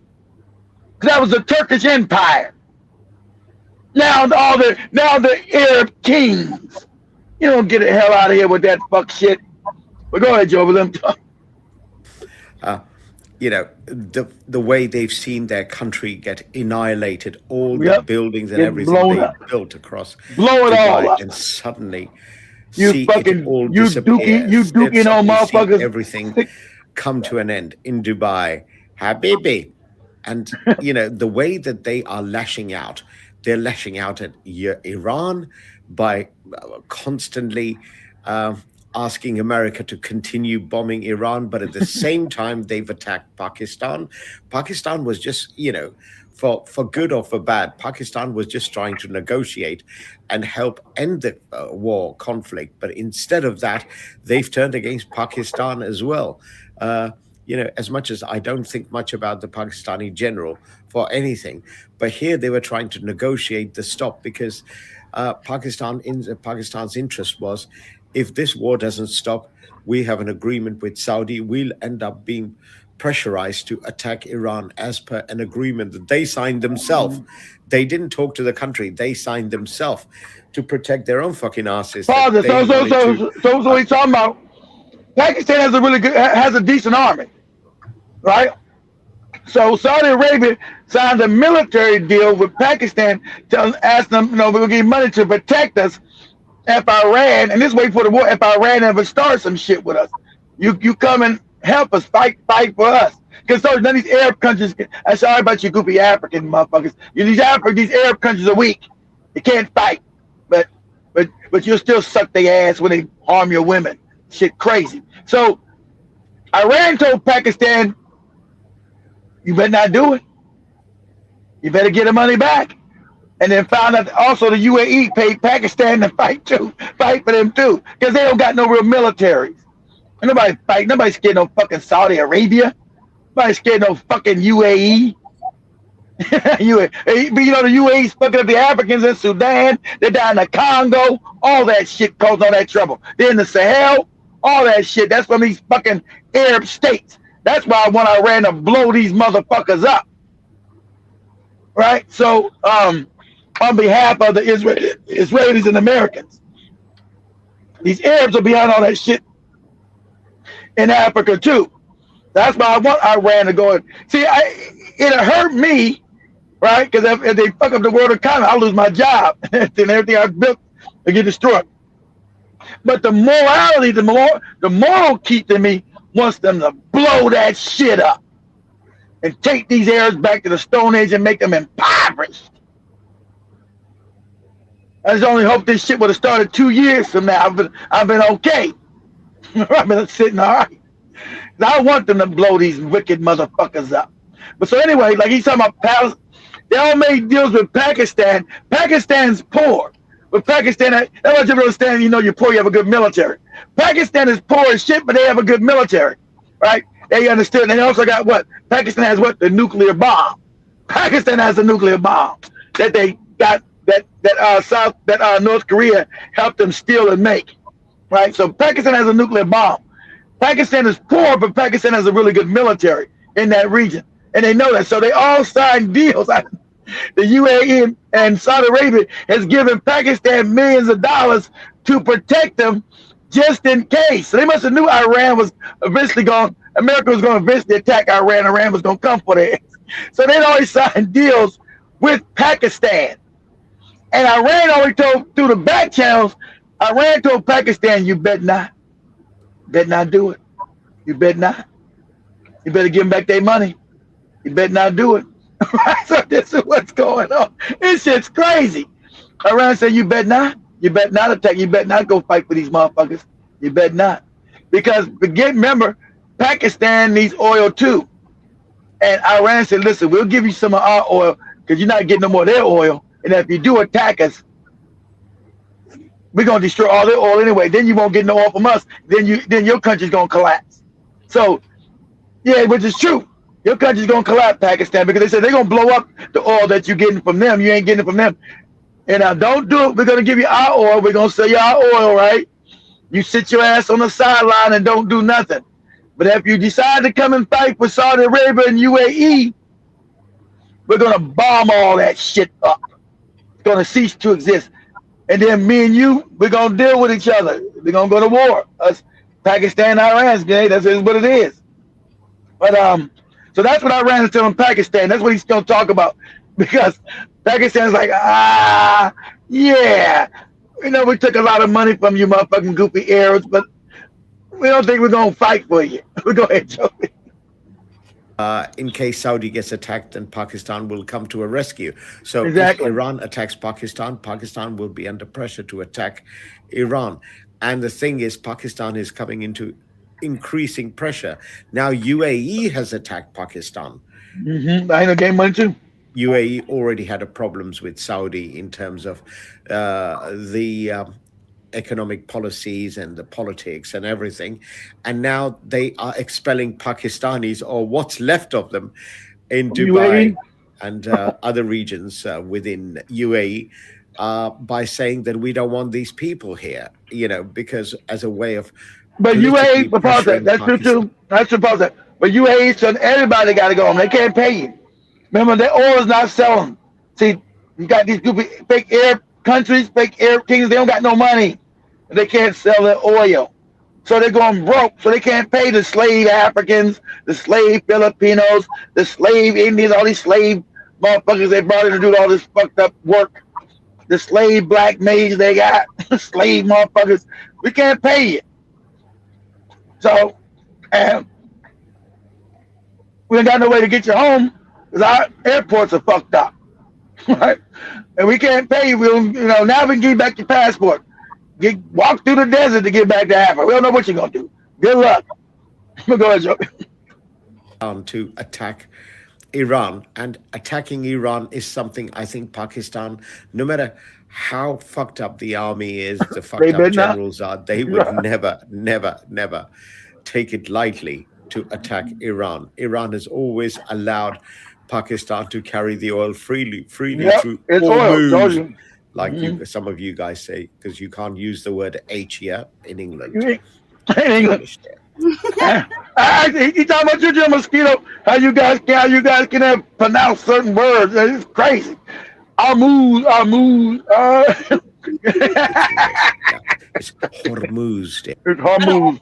Better watch your spellings, John Mosquito, when you come after me. Better watch it. Hormuz. Not Hormuz. He'll spell it right. He just won't say it right. Joe Mosquito will spell Hormuz, but he won't pronounce the R. He'll say Hormuz. You GB readers, you call it Hormuz because you can't say the word H. Yeah. So obviously, there's a big problem. Yeah. There's a big problem that Hormuz is wide open for Pakistan to take its ships, and the ships are constantly flowing. This whole concept of Hormuz open and close. It is never closed. But you English bastards is Hormuz. Hormuz has always been open. It's just any ships that go past, if they're anti-Iranian policy, they get blown to kingdom come. Yeah. Do you understand English? Let's be very clear. Okay. Anyway, so Pakistan's coming under a lot of pressure at the moment. Of course, they took their money. That UAE is trying to say, "Oh, can you stop your Iran from continuing by attacking them?" And Pakistan's staying totally out of it because Pakistan's not, as much as they are slick, America, but they're still not helping. They're still not helping America with attacking Iran because, bearing in mind the borders are joined, we don't want to get into, or should I say, the Pakistanis don't want to get involved in any kind of war. Even Pakistanis are aware that this is a war they need to avoid because it'll escalate. And today, even Iranians have said, if these fuckers, this messed up American Trump, who's now gone so fucking mental, that in politics, when you are involved at a presidential level, I mean, I can get away with it here. Yeah, I can get away with it. But at presidential level, you don't use the word effing and being. And he's gone down to that level. It tells you the mental state, mental psyche, and you can also tell the mental state and psyche of United Arab Emirates that whilst they're not swearing, but they've got to a mental point that they're mentally breaking down, that they are now blaming Pakistan. They're blaming everything left, right, center for the annihilation of UAE and the mess that Dubai is in. And what still surprises me that you fuckers sitting in Dubai are still writing me these stupid messages. You must be laborers. You're definitely laborers because you're writing, we're okay in Dubai. Dubai's doing great. Dubai's doing. Honestly, you guys live on another fucking planet. You are in a bubble that's about to burst. If America attacks, now be clear on what I'm going to tell you, yeah? If for any reason America attacks Iranian oil, Iran will plunge UAE, Qatar, Saudi Arabia, all of it, Kuwait, all the local regions into darkness, and they will blow your electrical facilities and your regions. You know how hot it is. If there's no electric, if there is no electric in where you live, they're gonna blow up your water. You're fucked. And they're gonna blow up your damn oil. I'm using the word that Trump is now beginning to use because he's out of depth. You guys are finished. Okay. No salination plants, no clean water. No water. no chilled systems in your Middle Eastern countries. You know how important chilled water is. You know, in Dubai buildings, when I have a flat, no I have water. to pay for chilled water. No more chilled water. No air conditioners. No oil for the cars. You know how hot it gets here. You guys are going back to Stone Age in the Middle East. You really are. You really are, for helping the Zionists. Even Israel has now openly accepted they attacked an oil tanker standing by UAE shores. That's what you're worth in UAE. That's your value. Even the ones who are slicked, Israelis, even they've said, yeah, we did stab you in the back. Habibi! Come to Dubai. Let me share this. Go ahead. Habibi, go to Dubai. Gonna get. Yeah. Habibi, it's late. So now look, now pause it. Now this the white man. Pause it for a second. Go wait for a second. Now this the white man crying, right? Already about how things are hard right now. He bought 3 items, cost him $50. That's now, right? He's talking about he's only 50. So I'm never gonna be able to retire. You know, black people never get to retire. They work all till they die, especially in Africa. Working in mines, never get to retire. I'm going to get to retire. What kind of life is this? It's going to get even worse. It's going to get even worse. Because your 401k, Trump is now, I told you, ain't funny? Trump is now fucking up all 401ks. Our stocks are going to shit. Because if the dollar collapse, that's it. That's it for these stocks and money we got. Shit. I got 5 more years till I turn to goddamn 59, goddamn it. I ain't going to never get it. Then I ain't gonna make it to 60, something, whatever it is, to get damn Social Security. That's gone.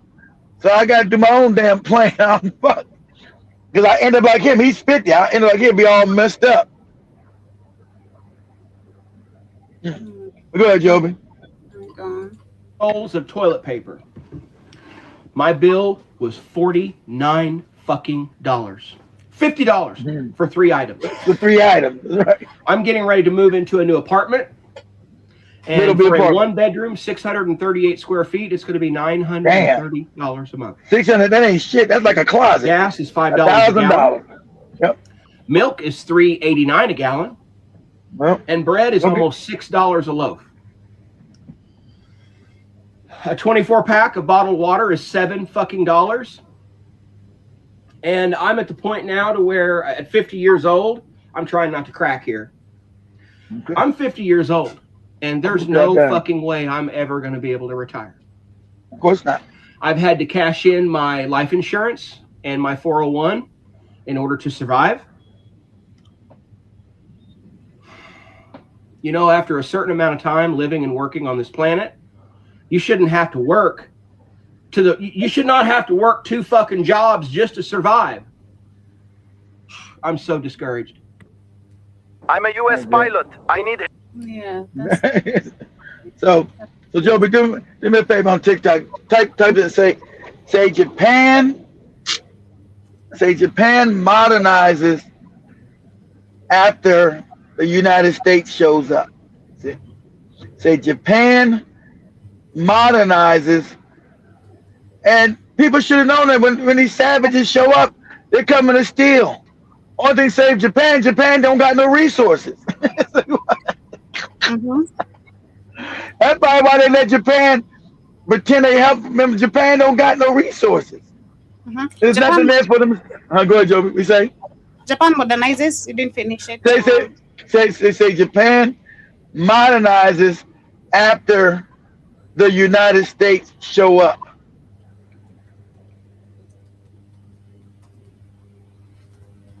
And say shows up in the 1800s.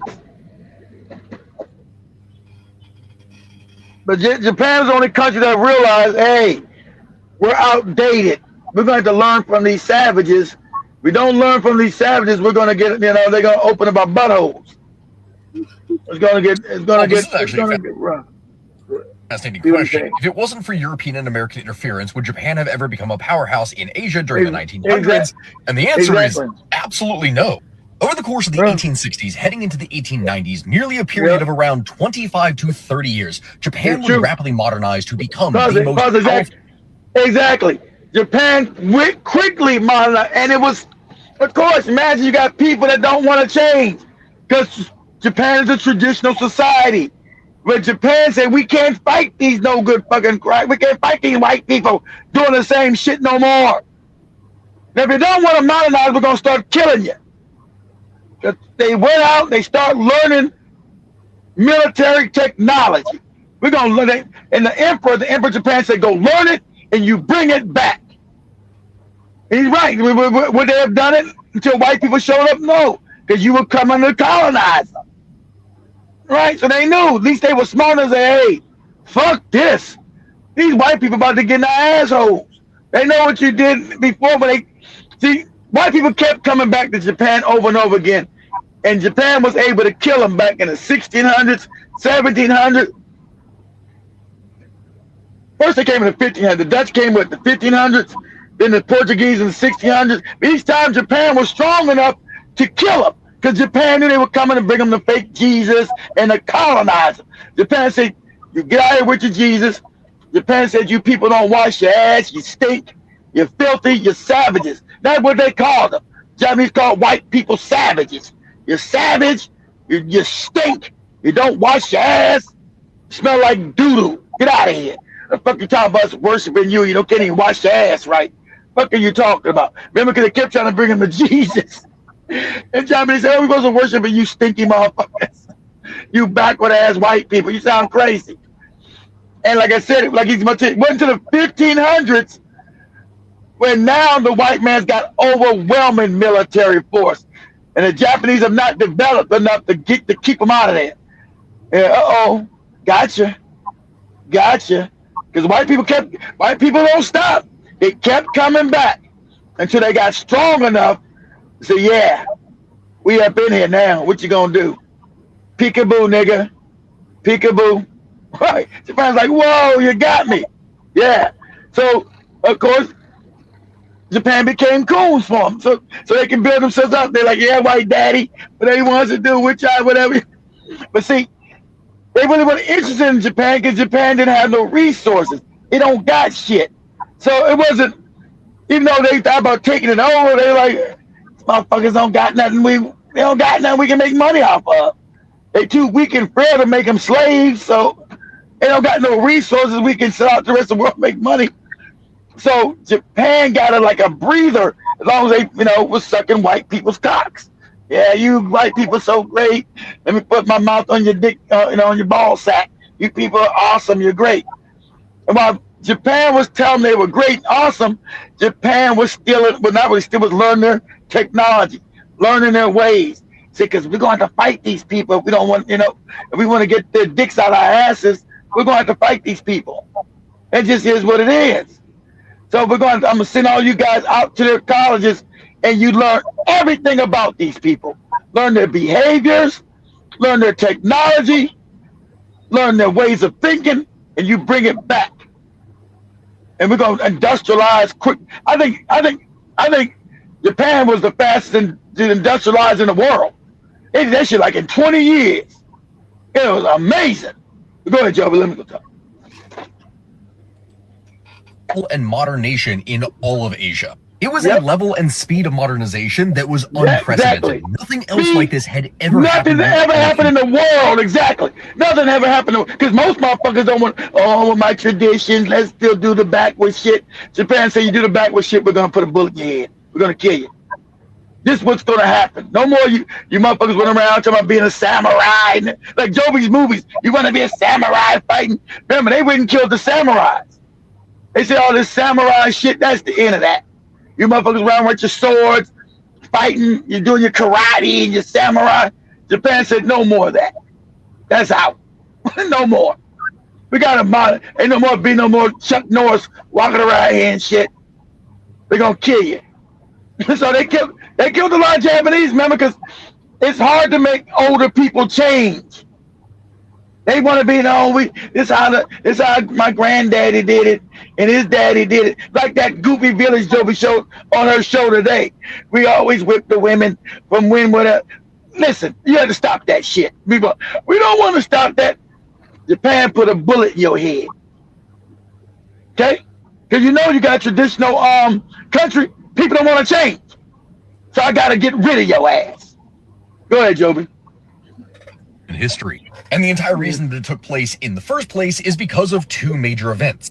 The first being the absolute humiliation of China over the course of the first two Opium Wars. And the second thing was the opening of trade because of Matthew C. Perry of the U.S. Navy. Prior to these events, the pause it. I told you, across the sea, I told you about China. The Japanese kept seeing the Chinese getting fucked up. Right now, remember, China's getting conquered by the white man. Well, you got motherfuckers sleeping in coffins today in China because the British controlled that, right? So Japan is saying, damn, these white people got started and came back again. Remember, they never stop. They're still gonna keep coming to see you to get your shit. And so Japan is seeing China getting fucked up. Man, white people in China, man, they fucking shit. They took over China. Yeah, that's China, but they we already dealt with them. Nah, they didn't got more better weapons now. They didn't develop. Okay, well, we'll cross that bridge when we get up to them. And like he said, the American Navy showed up right on Japan's door. Knock, knock, knock, nigga. We're here. What was happening? What do you got in your butthole that we need? Oh, we don't got nothing. These Japanese are too weak to be slaves. Shit. What can we do with them? But anyway, go ahead, Joe. Japanese government for 250 years had been sakoku, or isolation. The entire country was closed to foreigners, and if you were a Japanese person, they kept kicking out the foreigners. See, he's right. See, they closed it up. I think the last time it was 1600. They said you white people are savages. We don't know why you keep coming back here. Don't come. You don't wash your ass. You stink. And why the fuck would we worship you people? Stop coming in with your fake Jesus, talking about he's the God and all that shit. We don't want to hear it. If he's God, he's your God. Keep him to yourself. Don't come in with no time. We about to start worshiping you white people and you don't even wash your ass. You stink. Right? Japanese openly call them savage. You people are savages. Your butthole stinks. You stink. Go ahead, Joe. Tried to go to a foreign country, you were literally not going to be allowed back in the country again. To give you an idea of just how extreme this policy was, if you were a Japanese fisherman and you got caught in a storm and then were picked up by European traders because your boat got wrecked and you were brought back to Japan because maybe the traders were hoping to get some benefits or trade deals with the government, if you tried to go back onto shore, you were executed on the spot because you were killed. I told you. Exactly. They would chop your head because they always bring you with that Jesus. You know about Jesus? Can we teach your people about Jesus? You want to know about Jesus? Jeffrey said, "Listen, we don't want no shit about no Jesus. Okay, get the fuck out of here with that goofy shit." So they would execute you.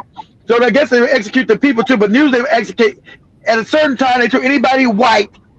If you want to trade, you go out to the nearest island. We'll have somebody come out, maybe meet you. But no white people allowed to step foot on Japan ever again. You people are savage, you're barbaric, you stink, and you keep trying to force this Jesus shit on us. We told you go ahead about this fucking Jesus. We already told you. If we keep catching you, trying to push this ideology. We told you not, because it wasn't the first. Remember, Japanese let them in at first. Japanese let them in, then they kept doing that Jesus shit, and then they said, listen there. Stop mentioning this goofy religion to our people. That's your religion, cool. We accept you believe that shit. Stop trying to force that shit on us. You keep doing it again, we're gonna kill you. And they kept doing it. Of course, they're white people. And so Japan massacred like a group of priests, just chopped their fucking heads off and threw their heads in the ocean. And said no more white people allowed on the country. If you want to trade, you meet us on this island over here. But you won't be allowed, like you said, they closed up the country. You won't be allowed. And then next you know, White man came back 200 years later with a bigger ship and bigger, better weapons. Say, now what? Go ahead, Joe. That is how extreme this policy was. The only reason that Japan even began to try to change over the course of the mid-1800s is because they saw how easily China had been utterly humiliated by Western powers. And with the arrival of Perry, they didn't want the same thing to happen to them. Of course, with the opening up of the country, this in turn led to the fall of the shogunate and the rise of the emperor, though the entire reason for all this happening... See, the shogun, I told you, the shoguns, the motherfuckers, I told you, they start killing the shoguns. The motherfuckers went around with the swords, they start killing their ass. See how they run around, I'm a shogun, I'm a fighter. Said, nah, you can get rid of all that shit. We gotta get a real military. We got time for these shogun shit. We gotta build a real military around here. You got white people over there, fucking Chinese people in the ass, got them all fucking high on drugs. Nah, all this backward shit, we gotta get rid of it. Go ahead, Joe. First place is very funny for very ironic reasons.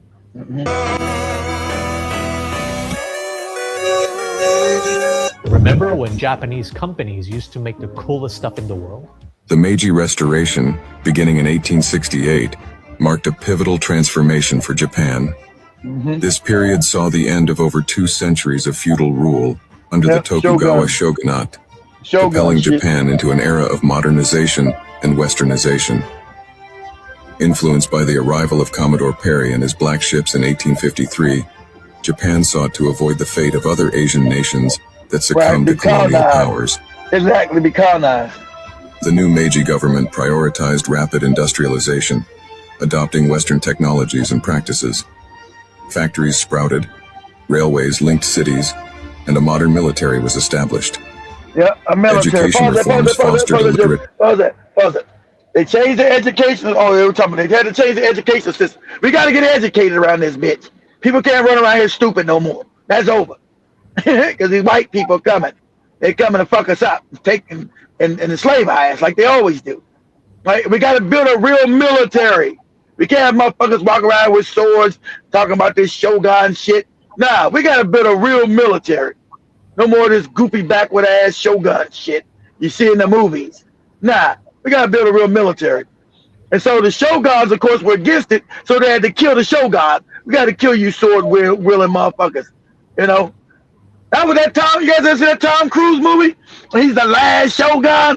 He's the last shogun. Remember, he's supposed to show up on that ship, right? You guys ever see the last shogun? That's what that was about.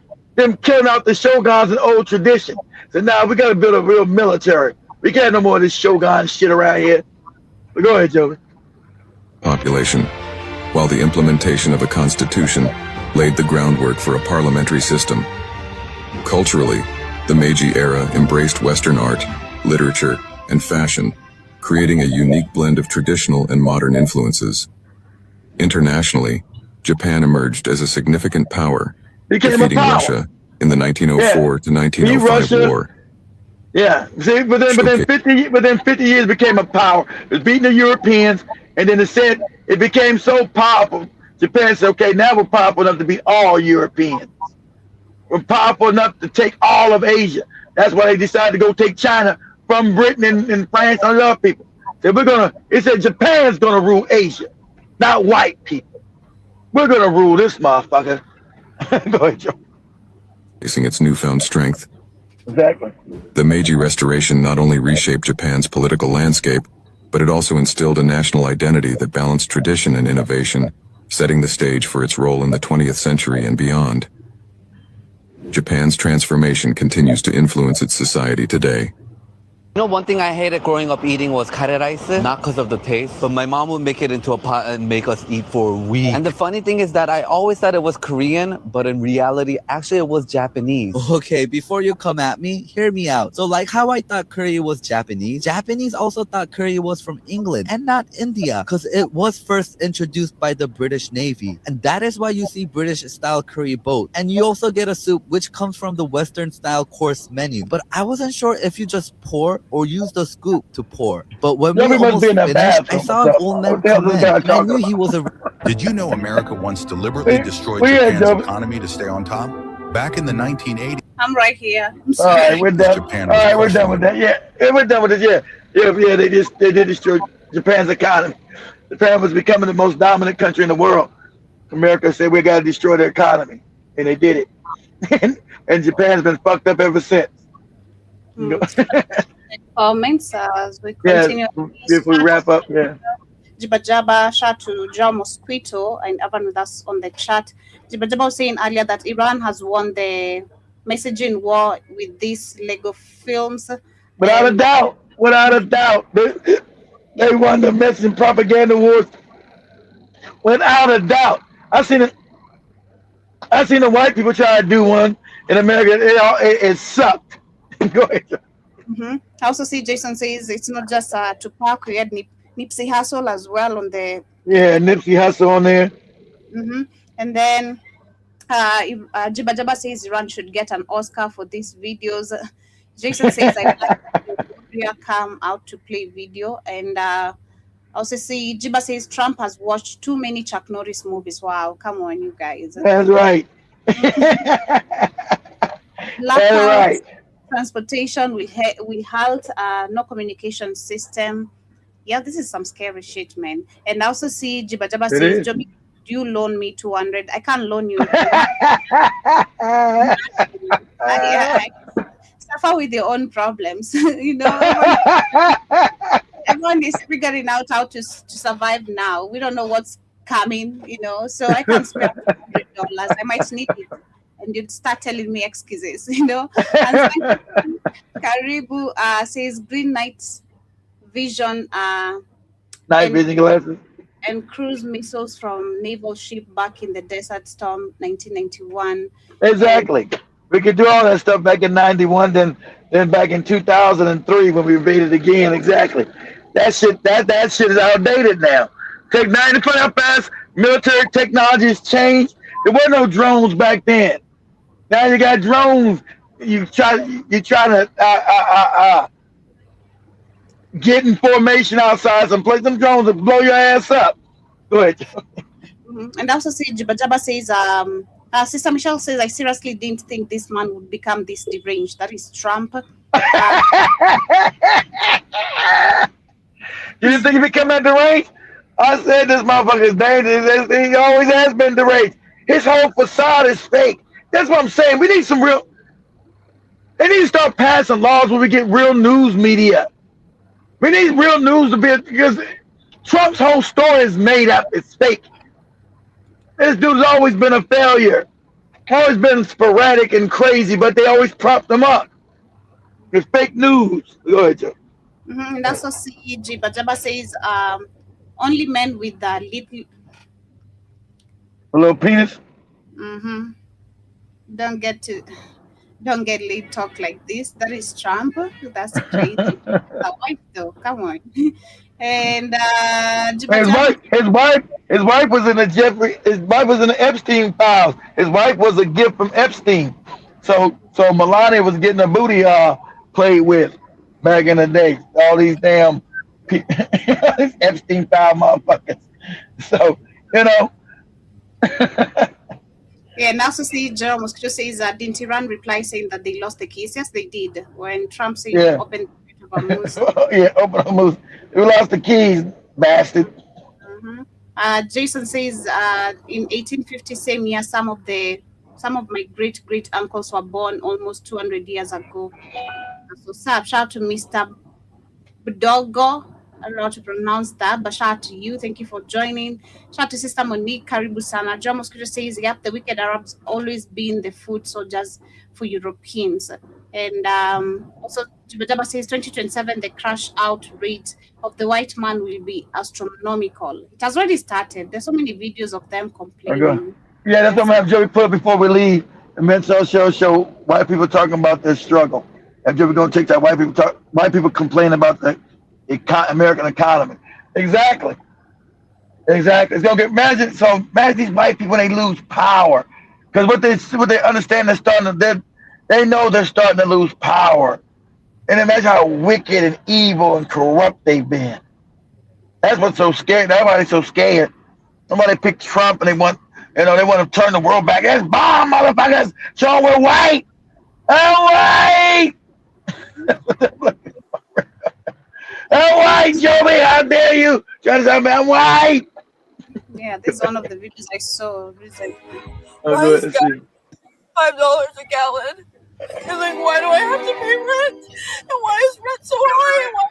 And why am I pouring in the gas that I have to get to go to the job that I have to pay for rent? Why do I have to do all of that stuff? And why are you making it so fucking expensive to do it? I don't even want to get out and pump my gas. It feels like getting out and just knowing someone's gonna fucking stab you. Why would you get out? This is beginning. This is the beginning of life. What am I supposed to do forever? It's gonna fucking horse.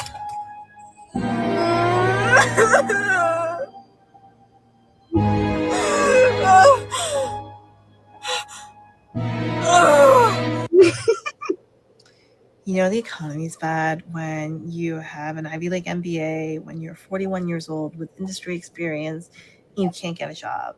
Like, no callbacks, no screening from the recruiter. So here I am on Saturday night, and I've had a little bit of wine, and I think I'm going to do it. I'm going to sign up for DoorDash, not to order a DoorDash order, but to become a DoorDasher. Then you got MBA, now she got it. Now, see? She's got an MBA. I went to school to Harvard. I got an MBA, a master's in business, and now I got to get in my car and go deliver food. I'm a DoorDash. I'm going to call you up and say, hey, I need my pizza over here at my house. Don't be late with my shit now. Is hiring for a sales associate, a crew member, and so is Costco. So I'm going to see if I have any luck in retail. Go to Costco. Wish me luck. Let's see how this goes. Is being broke so normalized in our society? Like, why is it considered normal to work a full-time job or sometimes two jobs and still have to choose between buying groceries and paying a bill on time? Why is it normal for full-ass adults who show up to work every single day to still need roommates in order to survive? This is not a money mindset issue or a you should budget better issue. This is a system that keeps raising the cost of living while wages are stuck in the same place they were in 2009. But we've all been gaslit into calling this normal. And it's not. It's exhausting, and I am so fucking Look at sick Joby. of pretending Look it's at Joby at home, living in her own home, don't got no roommate. America, most everybody got a top of 4 or 5 people to roommate with you. You get a room, they get a room so we can pay the bills together. You don't even know these motherfuckers. That's the American dream. My rent is close to $2,000. God damn. Man. Food cost is going up. I just filled my gas tank. It was like $48. Be more than that now.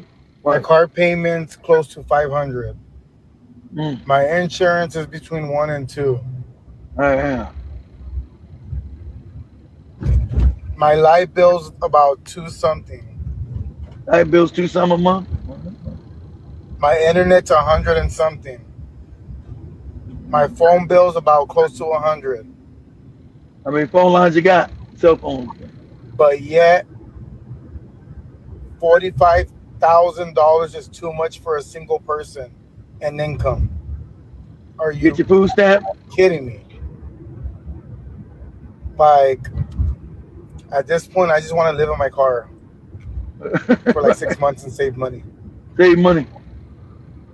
You live in your car, you still got what you got in your car, the price is gonna be even higher now, nigga. You go back, you save whatever money you save gonna go away. There's gonna be more money to get an apartment. This shit's it's unsustainable. That's why a collapse is coming to America. You guys know this is unsustainable. This is before, remember, these videos are before what's happening now and what's coming down the pike. This is before that. So gas prices are now going higher and higher because of this bullshit Trump did, right? Your food prices are going to go higher. Your rent's going to go higher. You're looking at a collapse. But go ahead, Joby. Is anybody else struggling? Like, damn. Everybody's struggling. It's not that I ain't got no money. It's not that I ain't got no money. Everything's so fucking expensive. Nah, dog. You death by 1,000 cuts. This is what I say all the time. And I don't know, man. Maybe I'm just so responsibility laden. And remember this. This is the coon. This is the coon. This is Antoine Daniels. This coon ass nigga here. That Corey called out talking about his wife was so ugly or something. I forgot. This the coons. Let's see what the coon's talking about. look at my life. My And I've life. always looked at my life, and I've looked Now at remember, other people. remember, even if I wasn't doing remember, he's getting paid. He's like Candace Owens. He gets paid by white people to talk crazy about black people and other people. So he's paid. We already found this out. So this a bootlick, handkerchief head nigga trying to act like he's not getting paid on the internet to spew bullshit. I just look at my life and I realize I make it no matter what. People don't know I'm getting paid. I'm a whole agent out here. They don't know I'm an agent. I'm a fat ass agent. what Corey Holcomb call a little fat munchkin? as well as him at the time. And I've always had this mindset, and I was just like, yo, whatever it is that I am, I can trace it back to decisions that I've made. And I'm in this position because I did wrong. When I got my cars repossessed in 2008. Now what he's saying, what he's saying is stupid because the economy ain't got nothing to do with you making bad decisions.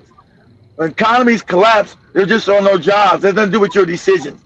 See, that's why this is stupid, right? But my decisions I'm making, my decisions, your decision got to do what whole jobs close up and go out of business. What are you talking about? This is crazy nigga talk, right? So I'm gonna let Senator Joby finish up with her. She's gonna tell you about white supremacy and tell you about the white rage. So she tells you right here, I told you, especially when they see black people living. Boy, if that white guy that Joby sees every day know where she lived at, he have rage.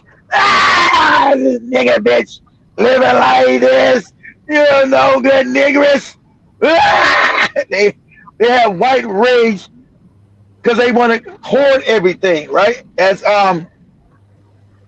Little Africa told us, that they don't have melanin, so they have no empathy. They want to hoard everything for themselves. That's why he says, yeah, we're going to steal all the oil. Oh, yeah, we got to bring them democracy. Right? They need to hoard and steal everything. That's their nature. Go ahead, Joby. We should stop calling it white supremacy and start calling it white narcissism. And I'm going to tell you why. I was reading a book called Fear of Black Consciousness by Lewis Gordon. And something clicked so hard, y'all, I had to put the book down because I just needed a minute to process. Because a lot of what we describe as supremacy doesn't actually look like confidence or dominance. It looks like insecurity. It looks like fragility. It looks like people losing their minds the second they're not centered. And that's not supremacy, that is narcissism. Yeah. So let me explain what I mean. Malignant narcissism is basically when entitlement, lack of empathy, and obsession with control mixed with aggression is not just, I think I'm great. It's, I deserve to be centered, obeyed, referred to. And if I'm not, somebody has to pay. So now let's look at the real world, right? Why does somebody lose it when a Black person talks about racism? Why does teaching accurate history feel like a personal attack? Why does someone crash a conversation about police violence and make it about their feelings? Why does equality feel like oppression? That's not the behavior of someone who's secure in power. That's the behavior of someone whose identity only works if everyone else stays small. Lewis Gordon talks about how whiteness gets treated as the default for being human. So when Black people speak from our own experiences, it feels like a disruption, like we're making it about race, even though race was already baked in. Everything is about race, everything. And that's where the narcissism shows up. Because narcissistic systems don't just want dominance. They want validation. They want to be admired, obeyed, and never questioned. They want you, exactly. They want you to worship them. A Black athlete kneels quietly, and it's a national meltdown. Black students ask for inclusion, and it's, why are they dividing us? I say that ICE is actually modernized slave patrols. And I get white people in my comments who admittedly do not have Jewish ancestry saying, no, ICE is a Gestapo. Shut the That's not supremacy acting. Exactly. Shut the fuck up. That's narcissism reacting to a loss of control. Malignant narcissism can't handle criticism. It can't handle boundaries. And it definitely can't handle being told you're not the center of this story. That's why the reaction is always rage, denial, or rewriting reality. Always rage. Gordon points out something really important. When people insist that their behavior is just human nature, what they're really doing is universalizing themselves. Exactly. Pause it. Exactly. They say this is human nature. This is human. They're talking about white people. This is your shit. They try to lump us all into their fucking crazy ass fucking mentality and behavior. This everybody. This is human. This is how humans act. It ain't how nobody act. That's how you psychopaths act. You're right to try to lump everybody into their fucking dysfunctional behavior, their lunacy, their craziness, their fucking unempathetic goddamn savagery. It's just everybody was savages. Everybody had empires. Everybody invaded and killed people. No, they didn't. You people did that everywhere. You know, it's like they was giving to everybody did it. Shit, everybody did that. Go ahead, Joe. Like me. So if you don't, you're the problem. That is textbook narcissism. And once you see it in that way, it just makes so much more sense, right? Why equality feels like theft. Why accountability feels like persecution. Why diversity feels like erasure. Why Black consciousness is treated like danger instead of awareness. This system doesn't freak out because it's losing power. It freaks out because it's losing attention. So yeah, I'm voting to change the language because white supremacy sounds like strength. And what we're dealing with is actually a system that can't survive without admiration, dominance, and silence from everyone else. That's not supremacy, y'all. That is white narcissism. And once you name it that way, the behavior stops being confusing. It becomes predictable. Yeah, I think personally I've also said that before. It comes from a point of the insecurity and who we are. Yeah, you said that, Joby. Yeah, but as we wind up, also CK Williams Karibu says the Zionists are living free of the government. Well, food stamps and everything. They're in New Jersey, New York. They're living free everywhere. Ain't it funny? You got, because they own all the media. You got a whole town in New Jersey that nobody works. The Zionists don't work. They just live on food stamps and welfare. You got a whole town in New York. Joey, put this up real quick. We got about one more minute. It's about it's like 30 seconds. Say Jews found in New Jersey living free. But of course, Black people are the ones on welfare. You got the other morons in Africa. Oh, you welfare queens, you Black people in America on your welfare. I never had welfare. My life on your food stamp. You got whole towns in America. They go and they see this one. This is a new one they found. You got one also in upstate New York, but I'm sure they all over the place. Where none of these people work, they all get free food stamps and free housing, free welfare, because they're the cats with axe. And the guy that exposed this, of course, they took away his channel for him showing this. Go ahead, Joby. This is Lakewood, New Jersey, one of the but they're not on TV. Jewish communities in America. They're not on TV. Families out here. Anywhere from 6 to 12 children. This is probably 6 to 12 children. 99%. Do they work? Basically, this community is allowed to police themselves. Yeah, the trash cans. We have a problem now in Jackson with rats, which we've never had before. They don't want to live amongst us. They don't want to live with us. They just want to live and not have us be part of their lives. I don't think it was nice how you portrayed the Jewish people. Are we talking about Curious Joel? Yes. When you came to Curious Joel, what was the agenda? What was the agenda? I know what I'd even find, but there was still an agenda. No, none of them work. Why you came down. Y'all live off the government. Whole town. Right? Just trying to learn what do you actually think all of them get, Joby, all get free food, they get free housing and free money. Go ahead. I just think there was agenda. What? Hello. All right. So I'm not sure what the strategy is. How are you doing? I think I'm gonna sue. That honk was promised to him. His kids in there is doing that? As we were trying to escape from the Jews honking at us from all directions, turns out I had summoned the Shomrim police, the Jewish community's internal police force. We got multiple calls. I'd say 150 calls about you already. What are they calling about? People trying to live a quiet life on here.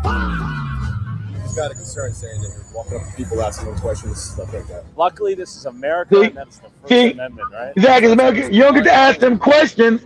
See, that's how power works, because they own the banks. They're people on the bank, so they get to live off rent. This all. So this one he found one in New York.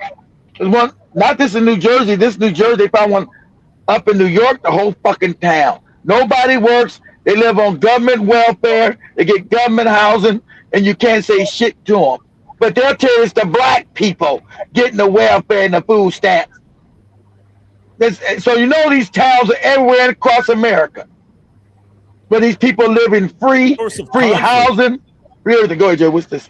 act as the Jewish community, using residential homes as places of worship, often without approval from the Jackson Planning Board, bringing in tons of outside traffic and destroying the peaceful quality of the neighborhood. You started to notice that it was no longer just 10 people. It was 20 people and 30 people. You can't say nothing about it. Completely changing the feel, the character, the comfort that you once had in your neighborhood is no longer there. In Jackson for approximately 23 years. I want to say it really started affecting me when I had my children. Let's say if I would go to a store which was closer to Lakewood, you know, I'm pushing a double stroller, I have twins, and I noticed that nobody would hold the door open for you. Yeah, at one point, a door literally got slammed on my twin stroller, and I was just like, whoa, they would come to the parks, busloads, vans full, and the park would just get turned upside down. I mean, we're talking about diapers being changed anywhere and being thrown on the floor. We're talking about children literally urinating in public and absolutely not interacting with your children. We're Jays. We do what we want to do. Disgusting. Very disgusting. You watch your mouth, Joby. No. We'll come lock your ass up in Kenya. Why you think you're holding our flags over there in Kenya? You better watch your mouth. I'm right here. People have to find me. I don't need to hide. They have my location. I don't need to hide. Much love, family. Much love, family. See you guys tomorrow. Have yourselves a beautiful rest part of your day. Thank you so much to everyone who has been with us. Kindly hit the like button. As you leave, subscribe if you're new, and have yourselves a beautiful hit that cash app. God damn it. I need some money. Shit. Pay these bills. Shout out to Jibba Jabba. Shout out to Jibba Jabba. I took his money to pay the light bill. Joby paid. Hey, Joby, you paid the light bill? Yes, I did. There you go. Shout out to Jibba Jabba. That's why you guys get to see Joby's lovely face. She's not in the dark. I need a Jibba Jabba. I need a Jibba. Shout out to Jibba keeping the lights on. Yes, much love, family. That's real. Yeah, cash up, whatever you send, it's Cash app right there. And Mr. Black, dollar sign, Mr. Black high five. I need it. I'm doing my Dr. Umar impression. Family, hit the cash app. I don't see the cash app, family. Exactly. Peace, family, and we out. See you tomorrow. Much love, family.